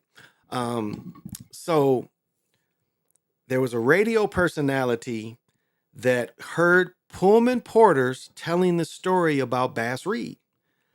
And, everything that, they had heard verbally, like a griot, they told the story of Bass Reed. And this radio dude turned around and turned Bass Reed's story into the Lone Ranger. And so really, if you look at, they're both twins. If you look at the Lone Ranger and Tonto, really he's trying to show you that, that's why he had Tonto, but it's really him. So that's where it comes from, though. And these stories, these two movies now come from Kareem Abdul-Jabbar, that wrote a book. I bet that book was written 20 years ago now, if not more. He wrote a book about Bass Reeves, and both of these stories are in the vein of Kareem's book. And so now, the story, and that kills, because Bass Reed didn't really fall into Jim Crow until he got old and settled in Tulsa. That's when Jim Crow hit him. But up to that point, he had he worked for the federal people. And the book is really, really an interesting read. I've got to get another copy of it. Matter of fact, I might just, I'm going to just go to the library and get a copy of it. And then if I want to buy it for reference, then I'll buy it. That's what I'm going to do. I'm going to go to the library. And, I was in the city the other day, and I should have we have a place called Magnus, after Simon Magnus, Magnus. And, it's real witches around here, and it's witches. They got all that stuff. Aya Newton, all that stuff. It is that kind of shop. It's the shop where this big bowl, I bought that big bowl right there from, which I bought for $400 back in, and it's still worth $400. Back in 15, 16, maybe 15, 16, somewhere in there. I've had it for that long.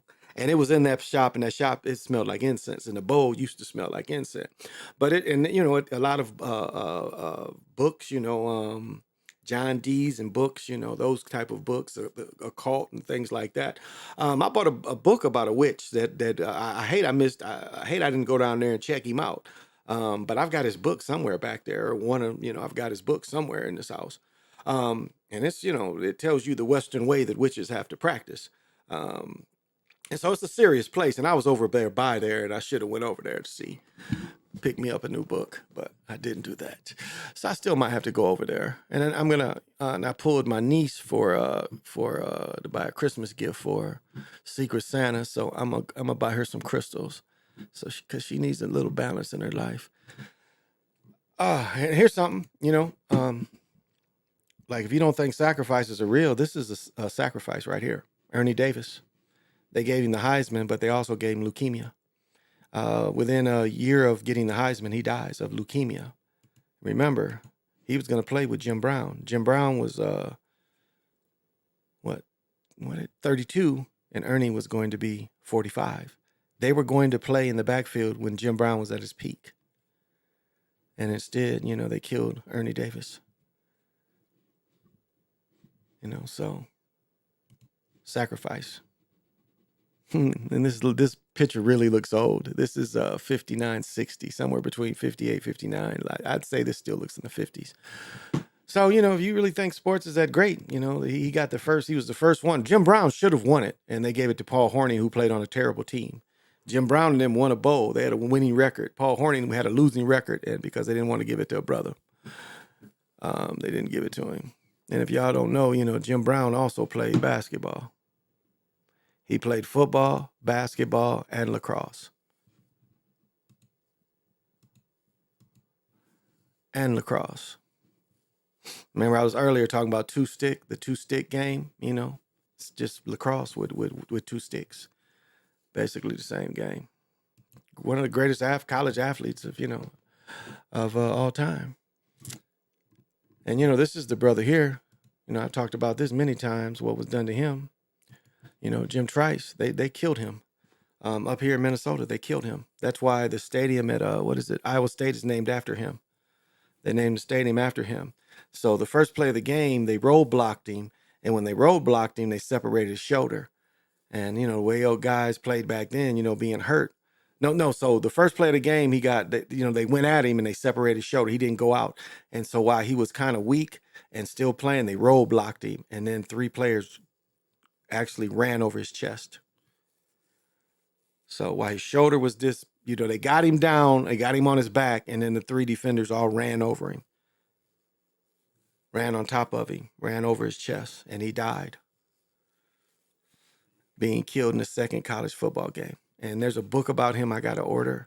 You know what? I might just, get that out the library too. I'm pretty sure this library had him because they killed him here. So if you haven't heard about him, Jack Trice, that's why Iowa State's stadium is named after him. So, and this is, they talk about, this is Fritz Pollard, he was the first coach. And he played 1920s, and he played about 10, 12 years, the first brother coach. But he's a pro football player, if you didn't know about him. And look at how fat the football was. This is full uniform, these little bitty shoulder pads, little pads in the elbows and the pants, girdle pads. Some of y'all couldn't have did it. I could have did it. I used to play football. Wow, this is a really old picture. Oh, this is 1948, so this ain't that damn old. Okay, I thought this was older. Oh, they got a picture of him. It's another brother. They end up, let me see. Oh, here we go. You ain't hip to Paul Robeson. Paul Robeson was an All-American football player and played professional football in the NFL. And I think the leagues before the NFL as well. But I think Paul Robeson played in the NFL too, if you didn't know that. And, they systematically tried to destroy this man. And they end up assassinating him. He ended up being assassinated in Russia. He gets poisoned in Russia. But he was speaking out against Jim Crow and, segregation. And they blackballed him from acting. If you want to see a good movie, it's called Emperor Jones that he stars in. It's kind of a copy of Garvey-ish a little bit. But if you're not hip to him, they assassinated him. Very thoughtful, very, very learned man, worldly man. This movie is probably from Emperor Jones right here. This right here. Yeah, this right here is definitely from Emperor Jones. That's why I say it's Garvey-ish, Paul Garvey-ish. They imitate the Garvey dress. Iceberg Slim, the dude who wrote the book, Iceberg Slim. Look at his wig with the Little Richard wig. Only pimp that got poor. He was a poor pimp. He said he blew all his money because he was getting high. And again, this is probably from Emperor Jones as well. And I think it was a stage play and they made a movie out of it. But it's kind of a mocking of Garvey in a way. So, little black history for you. Oh, it's all good. Feel free. No problem. Well, thank you. Thank you, Carrie. I appreciate it.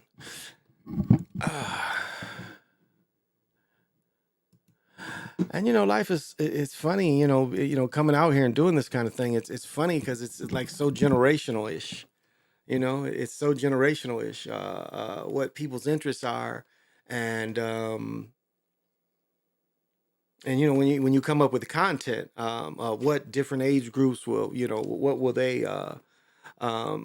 relate to? Can you, are they relatable? Are we relatable with each other?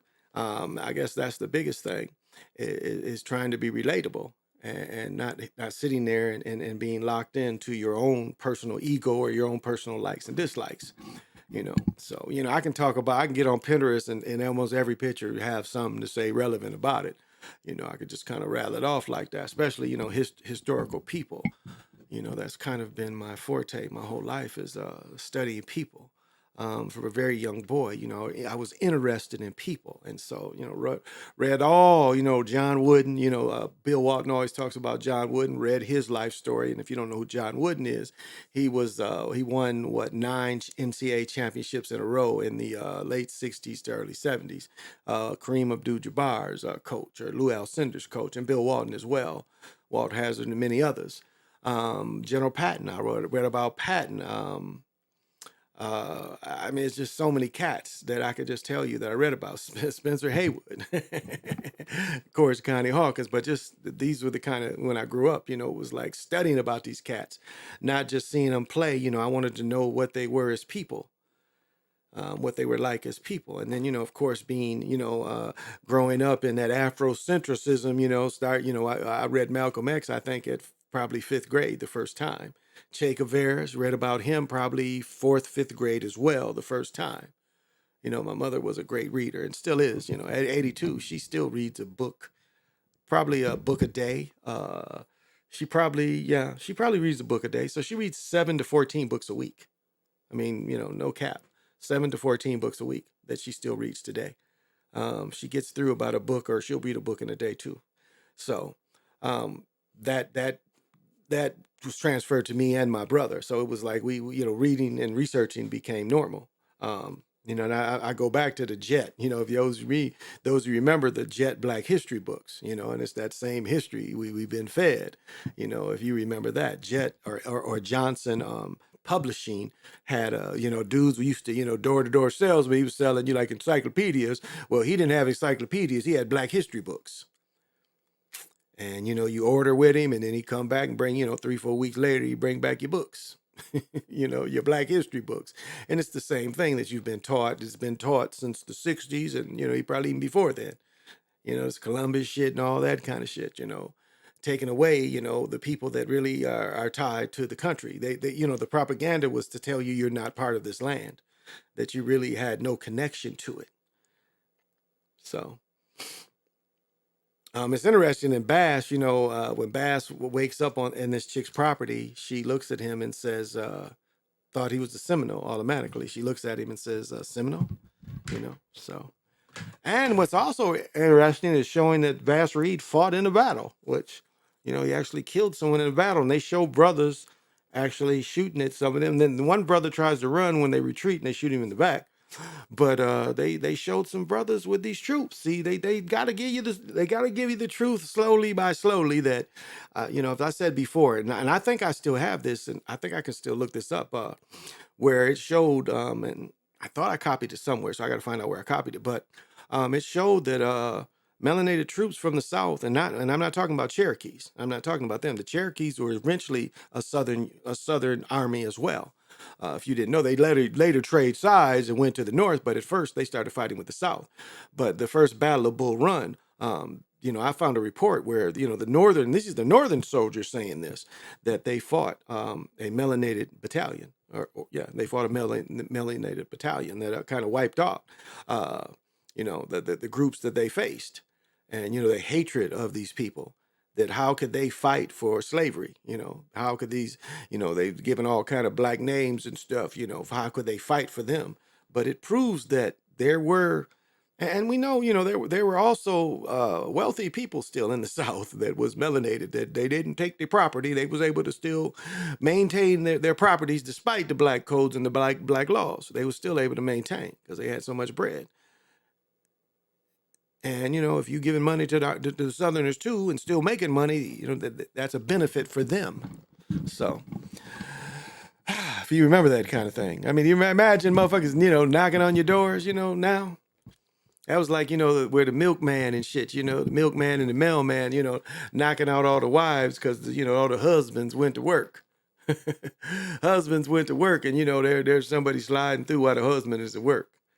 And, they time it, when you go. Because I know I played that thing, where I messed with a woman for 10 years. And she came over, I called, every day she could come over. Her lunch was like 1 to 2. And she only worked 5 minutes away from my crib. And bring her on in, So, I know there's a lot of people did that. Like Richard Pryor, he's like, goddamn, Margot, he looks like the neighborhood coon. when the baby come out, he looks like the neighborhood coon. So, but that used to be a thing, mugs, door to door, knocking on your door to sell you shit, brushes, all kind of shit. I mean, it's hard to imagine that now that people would have a trunk full of shit and, knock on doors and sell it. And you could make a living like that. That you could make a living. Oh, this is a great picture. I didn't know I had this one.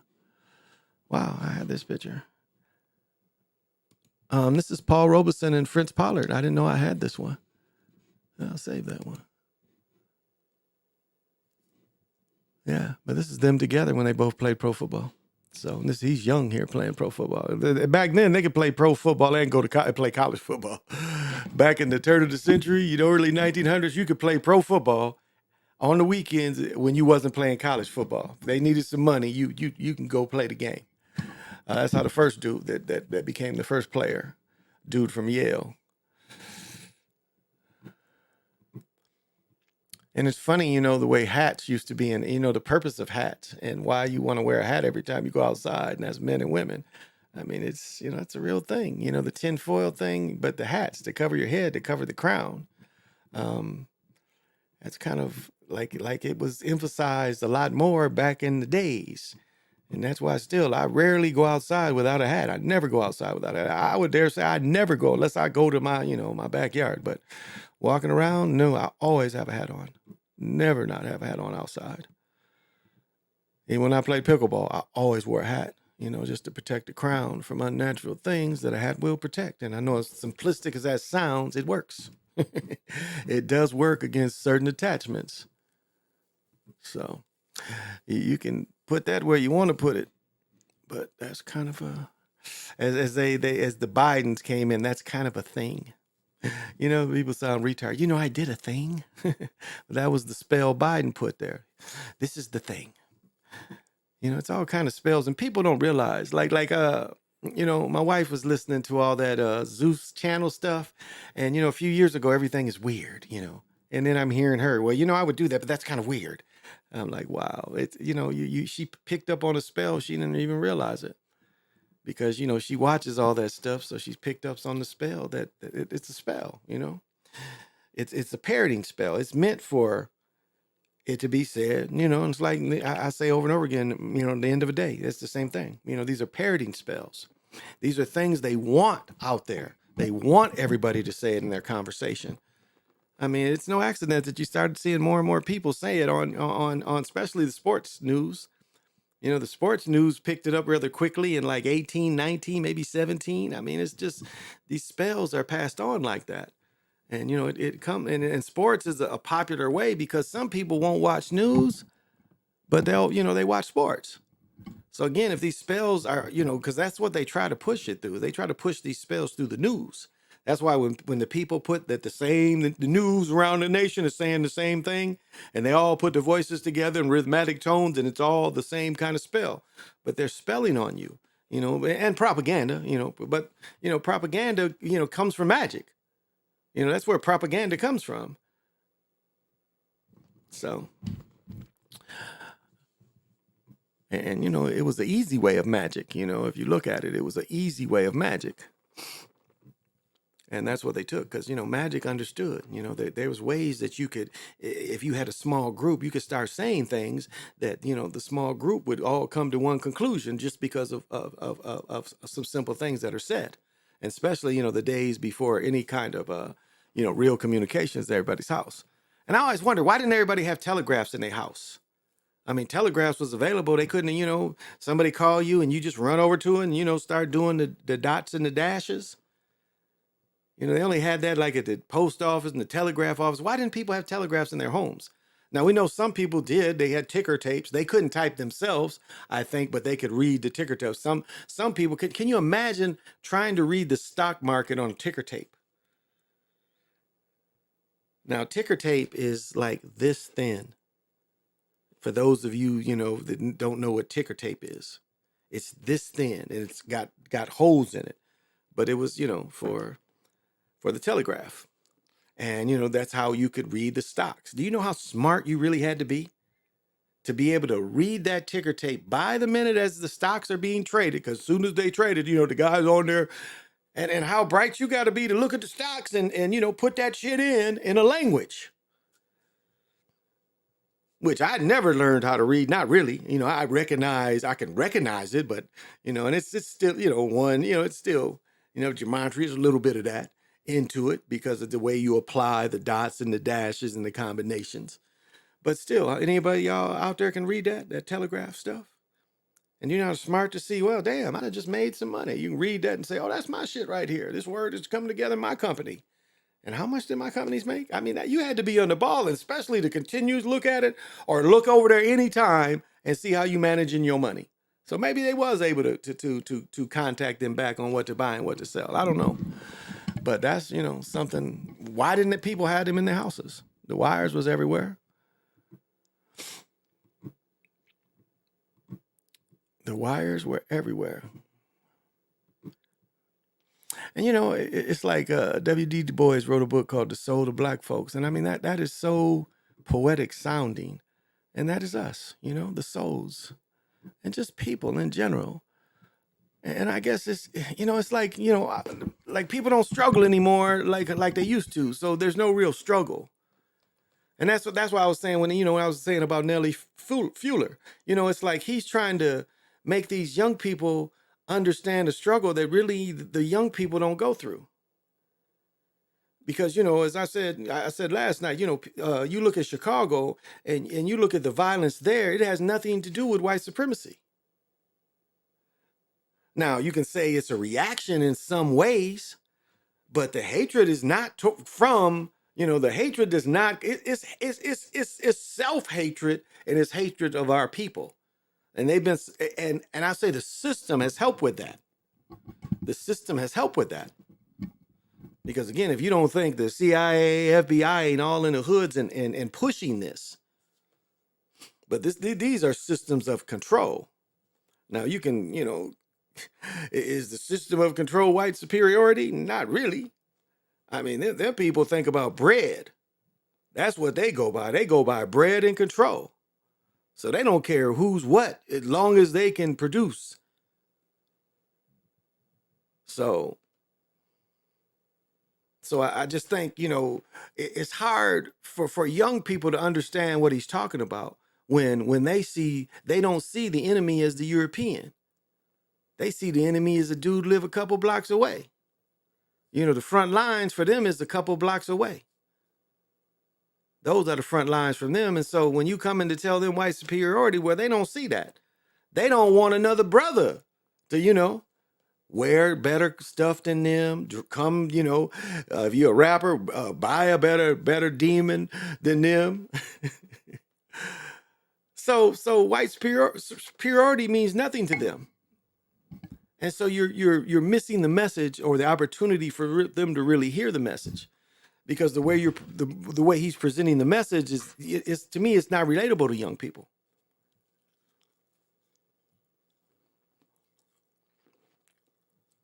Now there's a system that wants you to exterminate each other, no doubt. They helped you exterminate. What did I come up with? 10 generations of babies. 10 generations of, and that 10 generations turns into 144,000 people each. For you to be here, it took 144,000 people for you to be here that you're related to. So look at all 10, and if it wasn't for abortion, the brothers and sisters coming up from South America and Mexico we wouldn't have been outnumbered. Our numbers would have stayed the same and only grown.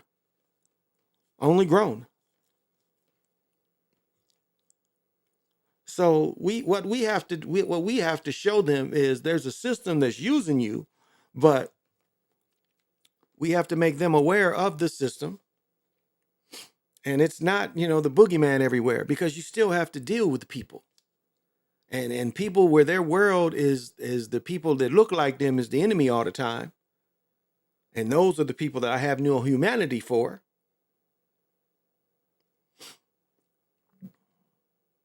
That's what they understand.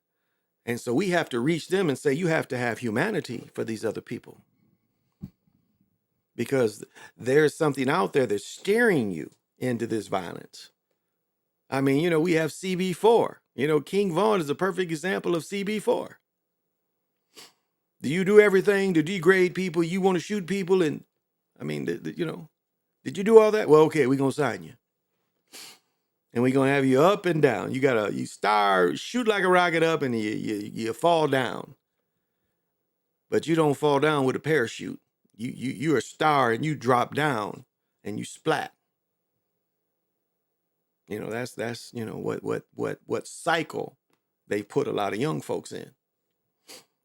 I mean, why are we offended? And I told this story plenty of times where I was walking with one of my partners. It's like the store was like just across the street. So it didn't make sense for me to jump in my truck to drive across the street. So we just walked across the street, if you can understand that. And next to the store was a gas station. And the dude I walking with, he was like, and this is probably 94. And so back then you were seeing them shorter body Cadillacs. And so he looked at the dude get gas and he looked at me and said, I hate them niggas with them short body Cadillacs. They think they got it going on. It was like my first time of really looking at a hater and like, wow. You don't even know this nigga. And this nigga's just minding his own business, getting some gas, yet you throwing darts at him. And I, you know, and this is magnified now. That's why I bring this story, because this is magnified. It's like if you're in a community and you have things better than other people, you know, you're stunning on them, and all of a sudden, you know, you're vulnerable to get killed for that. And not robbed, killed, just killed because somebody thought that you were trying to be better than them or appear better to the public than them. And so, you know, that doesn't come from white supremacy. That comes from a sickness that is, you know, it's a sickness that yes, the system has pushed that kind of sickness, but it's a sickness amongst each other. Amongst that, you know, we don't trust each other, that we can't do anything to unify with each other. You know, we'll always be divided and we'll always not trust each other. And so I can't say that white superiority, you know, creates self-hatred. Because, you know, if you looked at Killer the Flower Moon, when they thought, you know, she says his blue eyes and he's so handsome, like why did they, you know, what did she, you know, why didn't she, it's like, what inside of her didn't think her people were beautiful? Now, again, I think some of it became a status symbol too. You know, trophy husband, trophy wife. You know, my father went through that. I've talked about that many, many times. But it's part of self-hatred too. You stop thinking that your people are beautiful and have value.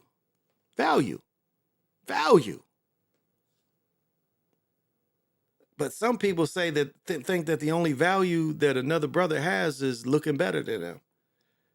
And they resent that. I mean, it's funny, you know, I'm out around a lot of people, you know, again, when I go to the Mall of America, it's 30,000 people out there. So I see, you know, a lot of people. When I go to the outlet mall, there's probably 10,000 people out there. So I see a lot of people all the time. I live next door to a mall and millions of strip malls. So I'm constantly around a lot of people. And it's just funny, you know, it's funny the way people look at you. It's funny because it's like people, especially brothers, the way, and women look at people like this too. It's like, but especially brothers and sisters, they'll look at your shoes first, because that's what the first thing they do. They'll see the fit and then they'll look at the shoes. They'll see how you look up here and then they'll look at the shoes. That shit just, it cracks me up. And it's like it's almost a robotic response. Like you see how a person looks and then you got to look down at their shoes. And I catch niggas, you know, niggas will walk by me, you know, I'm looking at them and they see the outfit and they won't notice and they'll look down and see my shoes, look at my shoes. And it's just comical to me that we're that programmed, you know, that we're that programmed. Now I'll say this about me. I naturally am a shoe person. And so I look at people's shoes because I am curious what they wear. I'm just curious of the different, what makes a person, choose what they're wearing. That's what's curious to me compared to the style they choose. I'm like, I find it interesting what they're wearing. So, the system was built, but that was on purpose. It's a choice to participate or not. That's it. That's right. It's a choice. It is a choice. I agree. It is a choice. Yep.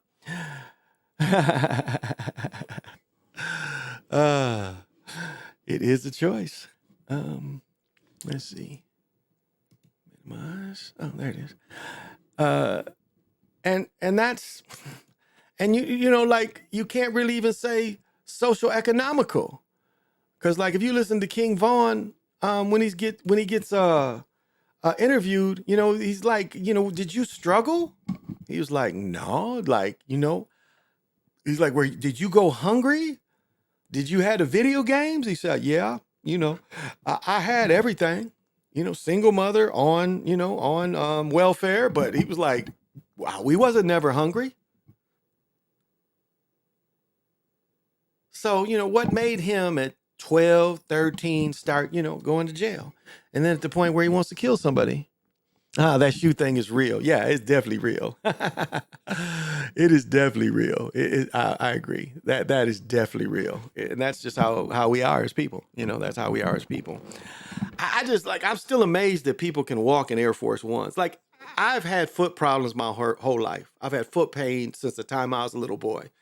And I've told the story when I wore Converse just my sophomore year only, I wore Chuck Taylors. It destroyed my shins. The next year, my shins were really, I suffered. By my senior year, I've told, before. That's why I don't know if I could have really played college basketball. I suffered so much in high school. I'm not sure. I mean, playing on football, you're not running on that court all the time. And you're running on grass, and grass is way more favorable than a court. So I don't know, I played intramural and all that, but it's, intramural is not, I'm not practicing basketball other than just pickup. So it's hard to say. It's hard to say if I played intense physically, could I have done it? And I mean, every day at practice, I had to wrap my legs in heat, before practice. Like I didn't have any classes. When you're a senior, you get done early, and we started school like 6:30. So 11:30 was probably, I was done. And so I'd have to go before practice and have my both legs in heat for an hour before practice, then practice and have to do the same thing afterwards. Games, I had to do the same. Home games, me and the coach sit there and stay with me. It was something that had to be done. I couldn't play. I couldn't, if I didn't like heat my legs that night, Monday running was kind of iffy. So, he would sit there and wait. Or if it's like a away game and we came back late, he said, just come in the morning. He said, what time you want to come in the morning? I go in the morning, sit there, put the heat on my legs. So, it was a struggle. At one point when I was a junior, they wanted me to quit playing. Because when you have shin splints, it's little tears in your legs. It's tears. That's what shin splints are. It's that area tearing. Like if you looked at it on an X-ray or MRI, you see the tears. It's significant tears in there. So it's interesting to me. And like when I play pickleball, I look at what people choose. I find that, it's just, I love shoes. And I grew up in the history of shoes and the development. I could say that, I really grew up in that. Going from PF Flyers to Beta Bullets. I'm trying to think of the other tennis shoes. PF Flyers, Beta Bullets. You had the Chuck Taylors, All-Stars, and you had the Converse All-Star, and you had the Converse Coach. And of course, Pro Kids. I mean, I watched that thing. And so what it has turned to today, and that the shoes are more acceptable, is really cool. Really cool. I love to look Converse shoes and only wear them with an added support. Almost my shoes now. And Converse they're made better now because they're made by Nike. So, Nike, and there are pairs that give a little more, like the platform ones. My wife bought a pair because, like, when I got married, my daughter wore her white platforms. All her friends, the girls that were working the bar that helped the cater, all of them had those white Converse on. So my wife went and got a black pair of the platform ones, and so those give you a lot more support. So, I'm trying to think. There is a couple pair that I'd have to look them up. A couple pair. And I had that Dr. J outfit. I had the whole Dr. J outfit. I showed that on Pinterest a month or so ago. They came out with they finally called those that really Dr. J made more famous than Magic and Bird did, because Dr. J wore them first. But all of them wore it. Dr. J wore them, Bird wore them, McHale wore them, Isaiah Thomas, Mark Aguirre, Jay Vincent. Trying to think of the other Converse guys. But yeah, those are 7 right there. Bernard King wore them. And back then the Nike wasn't those blazers that they show Gervin and them wear. I think the leather one, that early one from 77, I think 75, 77. Those weren't. They were like wearing the Cons. The Dr. Because the leather ones, when they came out with the what I call the Dr. J, the leather Cons with the check and the star, those weren't. They were the same support. They was just more rigid shoe, more rigid in the leather, but the undersole was still, there was no technology advance. There's really no advance, and it wasn't until when Michael Jordan started putting the Max, when they started putting the Max in shoes, that was the first real attempt to try to do some cushioning in shoes. And then the air unit, and that's what used to be the selling point for me with Nikes, is they had the air, the air units, the Nike Air. That was only back then, the only shoe you could get that in, the air unit, was the Jordan for a period. And so that was the advantage of the shoe. They started making them more comfortable. And I've told many times of at one point the Shaq Hexalite was probably more comfortable than Jordans, and and then the one that benefited was Iverson's. I think the Answer 2, the Answer 3, that Hexalite was, when those shoes were new. Because I remember I played in the Macker. I got those patent blue 2s. I think there's either 2s or 3s, the patent blue ones, the Answers though. Yeah, those shoes, and I put on a clinic in that Macker. I put on a clinic, and that was, shoot. I used to have a move where I'd be on the baseline, and my goal was really to spin to go baseline. That was my goal. But I would get a dude and I would hit him with the half fakes. I would hit him with the half spins. So I'd back him down and I'll start half spinning and come back, half spin and come back. And I'm hitting him with that. And so he's getting hypnotized, because he doesn't really know, because I'm hitting him with the half spin, but I'm turning it back around. And then right when he's just not paying attention, I hit him with the full spin. I'm in there. And I mean, I remember playing Mackers where I one point would score, well, it wouldn't be one-on-one, it wouldn't be make it, take it, but it'd be like 7, 8 times we got the ball, we scored. I killed this dude. This dude couldn't do nothing with me on the baseline. So I would just catch it on the wing and just take him every time. It scored like 7 or 8 times on him. But that half spin used to kill him. And that was, my thing is, I'm a spin to my right. And I'll tell the story again of Jeff, took Jeff to the game, and we bet who's going to take for dinner. And I know if you heard this story, you're going to hear it again. So this is the championship game. And so it's, what was it? 10 seconds left, maybe 11 at the most. And so, it's like my teammates is talking, and the coach was like, well, what you going to do? Who you want to take the ball out? That's what he's telling, because he's playing too. And I'm like, you take the ball out. And I said, y'all just line up normal. And it was like, nobody said nothing. It was like, what you going to do? I'm like, okay, this is where I want it. And so when we come out of the timeout, Jeff is 6'4". Joe behind him is 6'8". And Jeff's like, he's going to spin in the middle. You guys better be there to help me. And so I get the ball. I go hard baseline, because, again, if I get in there, him and Joe can't stop me. So they have to commit. And so both him and Joe commit to the baseline. Sure enough, I just spin off him. I'm in the middle, and I did some okey doke where I kind of flicked it like this. I kind of when I jumped up, I had to kind of flick it. And when I flicked it, I put a lot of spin on it, and it hit the rim and went in. And then I had to humiliate him, because he had to buy me lunch, and I got the trophies there and shit. And he's just mad, the motherfucker. Is he like, why didn't they help you? I'm like, because y'all knew you couldn't stop me baseline.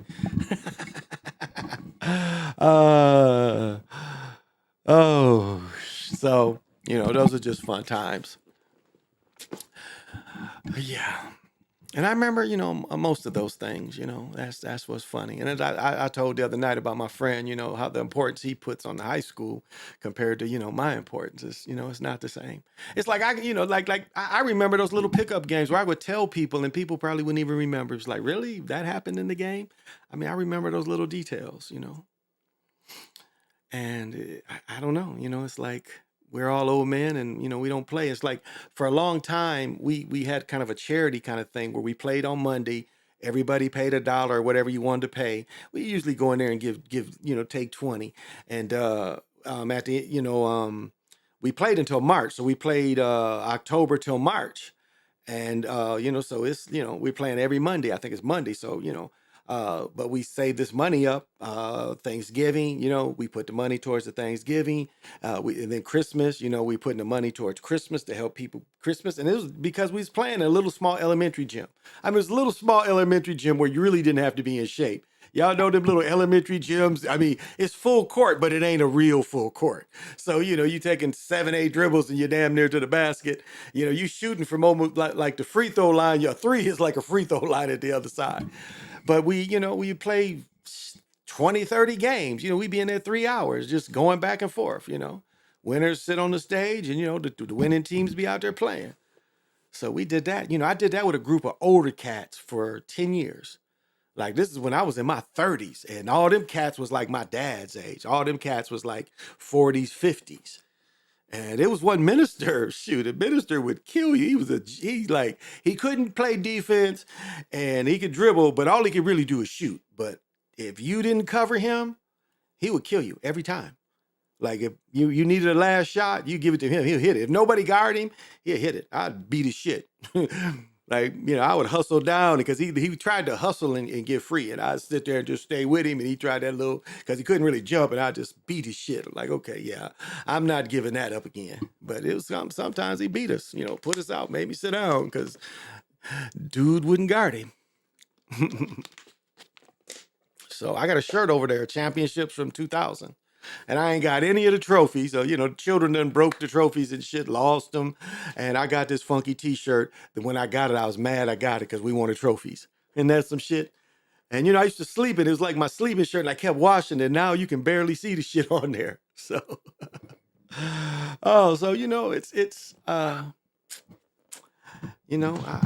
I enjoy little things like that. Little things mean so much to me. I like making you so happy, 'cause making you so happy makes me happy too. I say the smile on my face.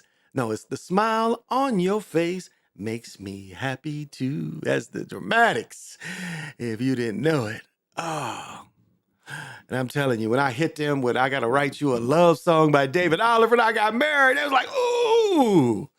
I know not many of them was hip to that. That's still, ooh, that Kundalini's going out. That hit there. Oh, and then the part hits when that shit hits. Y'all just don't know that love music and that high vibration that comes from. Like the country song says, slow dancing and swaying to the music. And that seems to be a lost thing. I mean, do you know how romantic that was? You at a club or a bar or a teenager, it'd be clubs.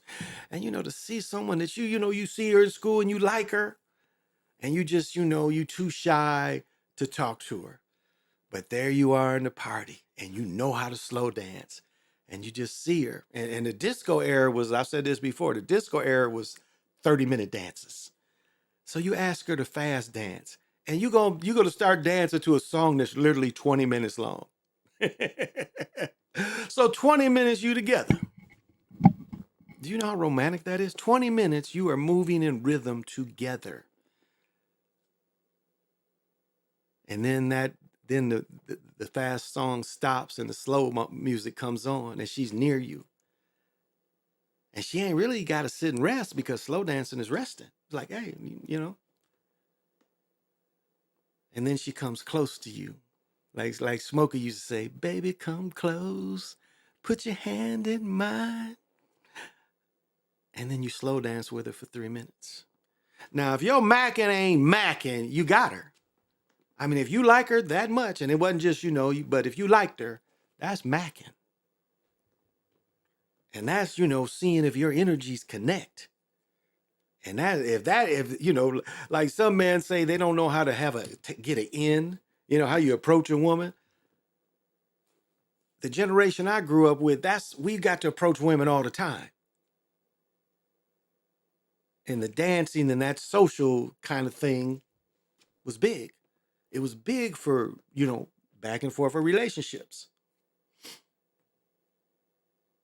I mean, you could agree to slow dance with a dude and you feel his energy's off, and or same way with a woman. You get her close and all of a sudden she's funky. And again, depending on how pretty is, your opinion of her might switch. I had a funky girlfriend. I still mess with her, but she was funky. And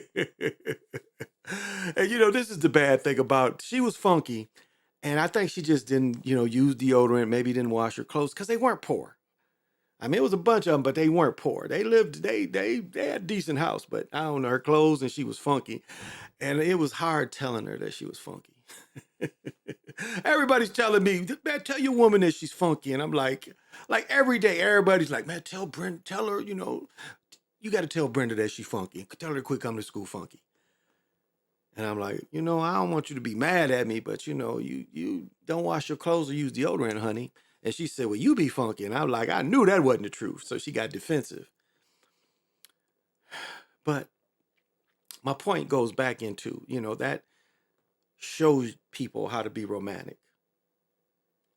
And that's lost today. That's lost.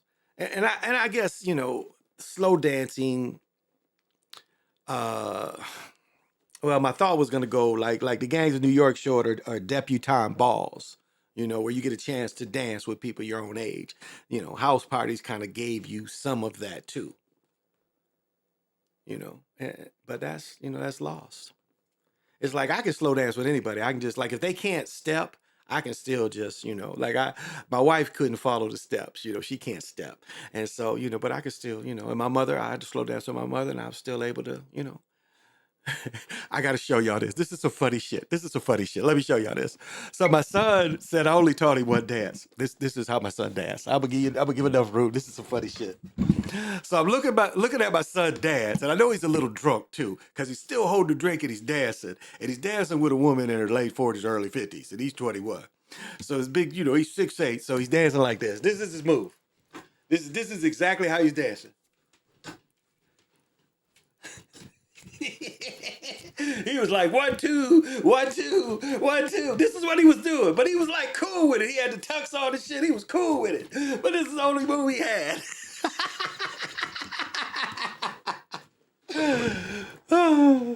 Oops. That shit was so funny.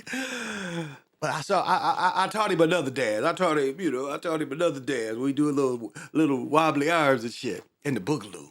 That's the boogaloo.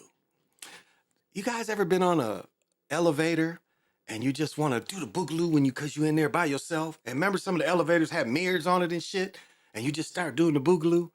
When I used to do security every floor, you'd have to check every floor, and I would do the boogaloo every time. Shit is just so funny to me. I'll just be in there by myself doing the boogaloo and shit. And I got that from a movie too. It was a dude, he played in American Pie. Gene Leibowitz, I think is his name. So he's at this bar, and he's just like, they brought him out there to dance. And so the music plays and everybody's dancing and shit. And he's just standing there. And all of a sudden he just breaks down and starts boogalooing and shit. That's kind of where I got that shit from. And then Sidney Poitier used to do a goofy dance I used to do his shit. If you ever see, this goes way back, to Sir with Love. Let me see if I can find this shit. Let me see. I might can find this shit. Oh, the Sidney Poitier dance. Let me see if I can find it. Oh.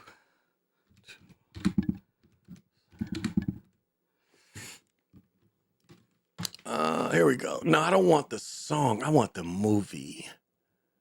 Because the song is with Lulu. I want the movie version. No, I don't want the full movie. I just want when they dance. Oh, they don't shit. Wait, is this it?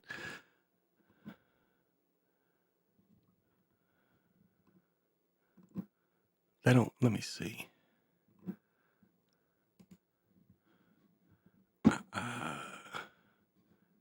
I'm not answering no goddamn questions. Let me go to the back where you start dancing. Cause it's like the last day of class. They're like, they speaking, they're speaking English. And he's like, "Sir, will you dance with me?" And he starts getting down. Oh, here you go. Let me see.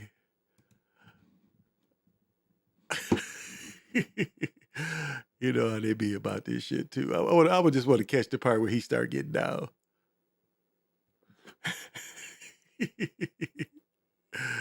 Look at these motherfuckers. Look at this shit. Look at this. "Sir, will you dance with me?"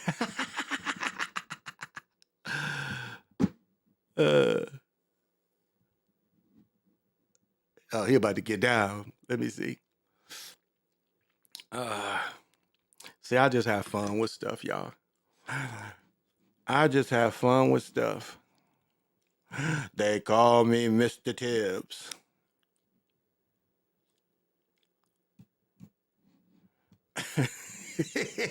He's sitting there like, I need to get down.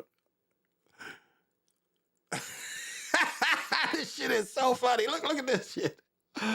Oh, this shit is so funny. Oh, come on, Sydney, bust your move. Where is he busting move at?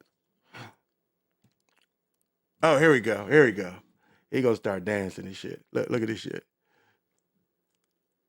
Oh, he's doing like my son. Look, that's my shit my son was doing. 1, 2, 1, 2, 1, 2, 1, 2. Look, 1, 2, 1, 2, 1, 2. Oh, she doing Irish jig. Look at this nigga getting down. Oh, where's my man at? Where's he at? What are we doing? What are we doing? What are we doing? What are we doing?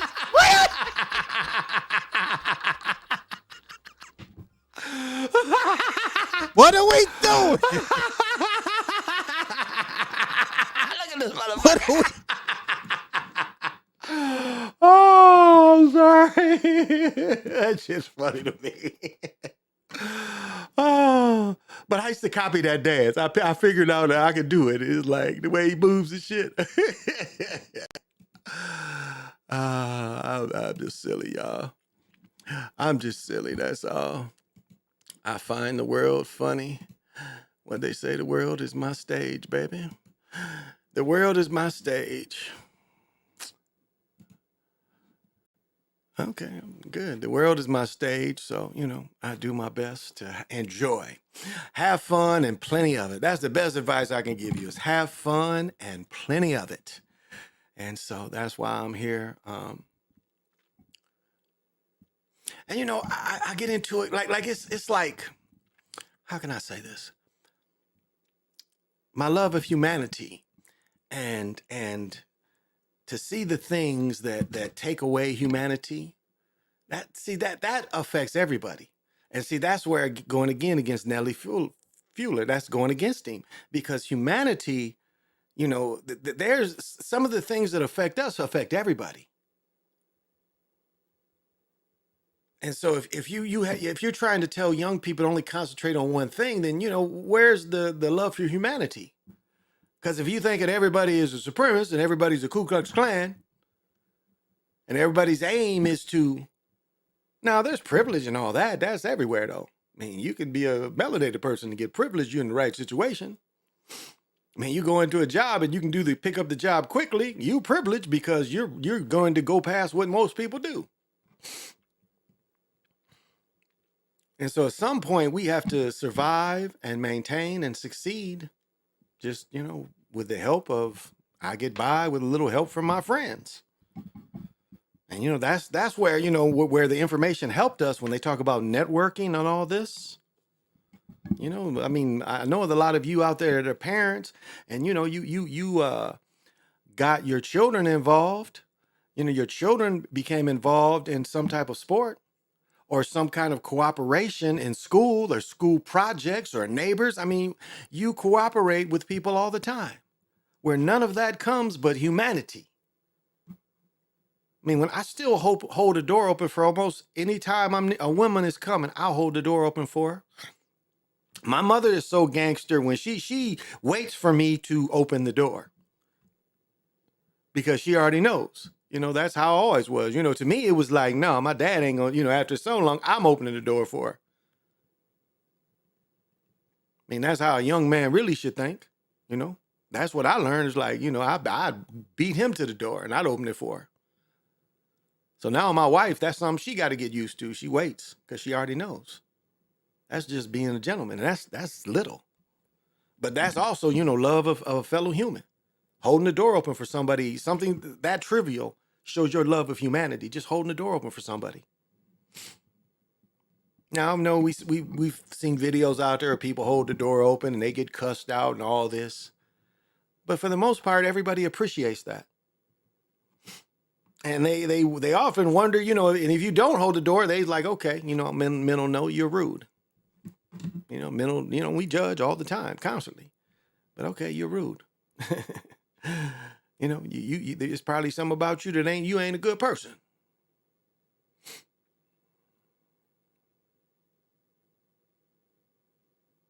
You know, if you can dig that. So, I mean, the path is the path it is. And you need all the, like, you know, you need everything to help you going down the yellow brick road. You really do. And that's cool where you can pick up teammates. You know, that's really, that's, you know, if you get into the different ways they try to present the seven Hathors, you know, and the seven Hathors is, you know, it's almost equal to the hero twins. In its own aspect of the function of you look at how each functions, each God functions. And I could break that down further if you needed me to. And so that's, you know, that's what's played back to us all the time. But it's just your love of humanity. I mean, I saw babies today and you don't feel good seeing babies. You don't smile. It doesn't make you feel a certain way seeing babies. You don't want to look at babies. You don't want to laugh at, you know, mothers and children, what they do when they're at the stores. You hear children screaming or laughing or whatever they're doing. I mean, that's what life is.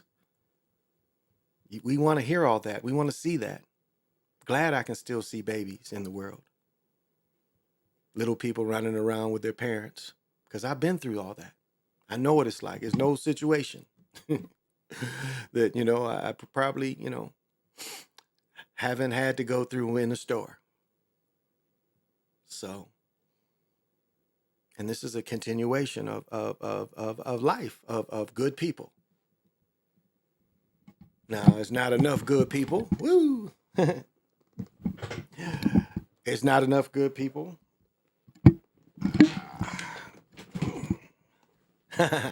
I'll have to tell my son I clowned him. Clowned his dance. But no, it's not enough good people, you know. And so what's cool is, you know, you see that and show that you're one of the good people. What time is it? I know it's late. Oh, fuck, it's almost 4 o'clock. I'm going to get into this night. So, you know, you want to, it's like a perfect example. And it's because I'm older too, no doubt. But it's like I was walking to my car and there was a lady my age or maybe younger. I'm not sure if she was older or younger. I don't quite remember. But, you know, she took a glance to, you know how women or people take that safety glance. Is this somebody trying to rob me? So she saw me and she saw, you know, my magnificence of my coolness, you know, and she was at ease. She saw, you know, I pulled my keys out, you know, I'm going to my car. She's like, okay, that's natural. But just seeing me, you know, it's like animals. Any animal sees me. And this year, I'm late putting up my feeders up. I want to put my feeders up. And people get so uptight when the squirrels eat the feeders. I don't get uptight. I mean, I don't care. It's for all of them. Some people like, I don't want the squirrels, to get the food for the birds. Like, I'm sure if you didn't put that shit out there, the birds gonna make it regardless. The ones that stay around here. Crows stay around here. But the squirrels around here too, and I don't give a fuck if they eat the seeds. I don't care. I'm helping them out. That's cool too. That helps my vibrations.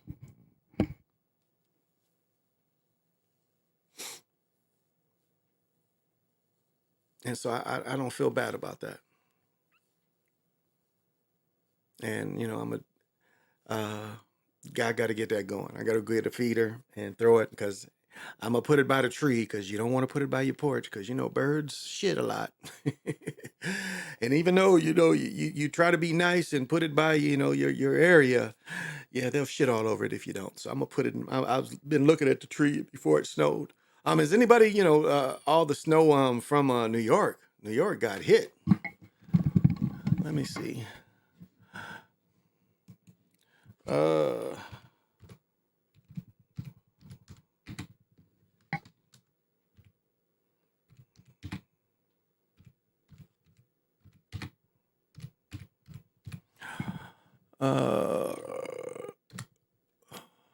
Yeah, they got hit up there.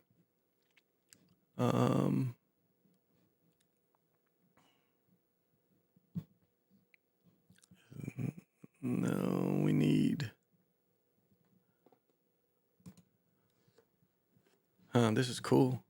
Let's see if I can catch this. After commercial, I'll show this.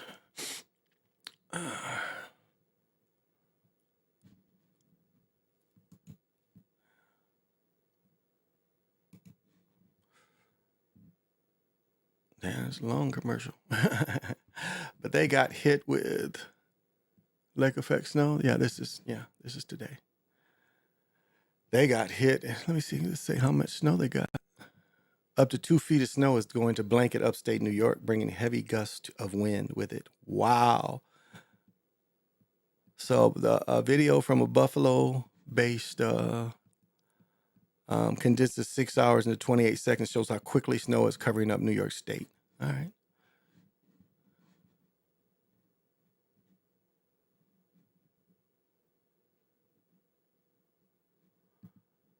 Damn, this commercial's long. Lake effect snow is already a complicated journey for many commuters. It forecasts to see 3 inches of snow could fall in an hour in some parts of New York. Wow. 3 inches an hour. Golly, that's a lot. All right, here we go. Here we go. This is how much snow came in 6 hours.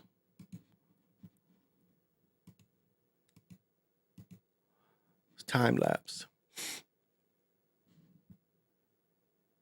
Look at the blowing. That shit. I love meditating in storms like this. There's a lot of good Atalalak energy. Wow. Look at the street. Look at how much snow is in the street. Damn. Look at the street, though. Wow. Well, all right.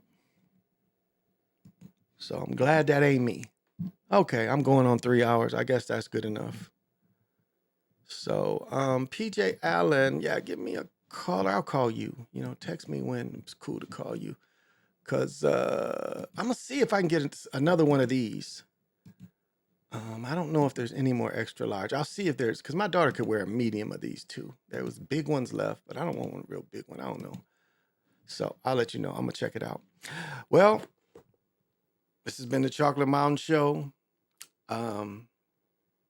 I am your super funky host. Thank you for partying with me doing the cosmic slop on the galactic patio. And just remember, sorry doesn't shine my shoes.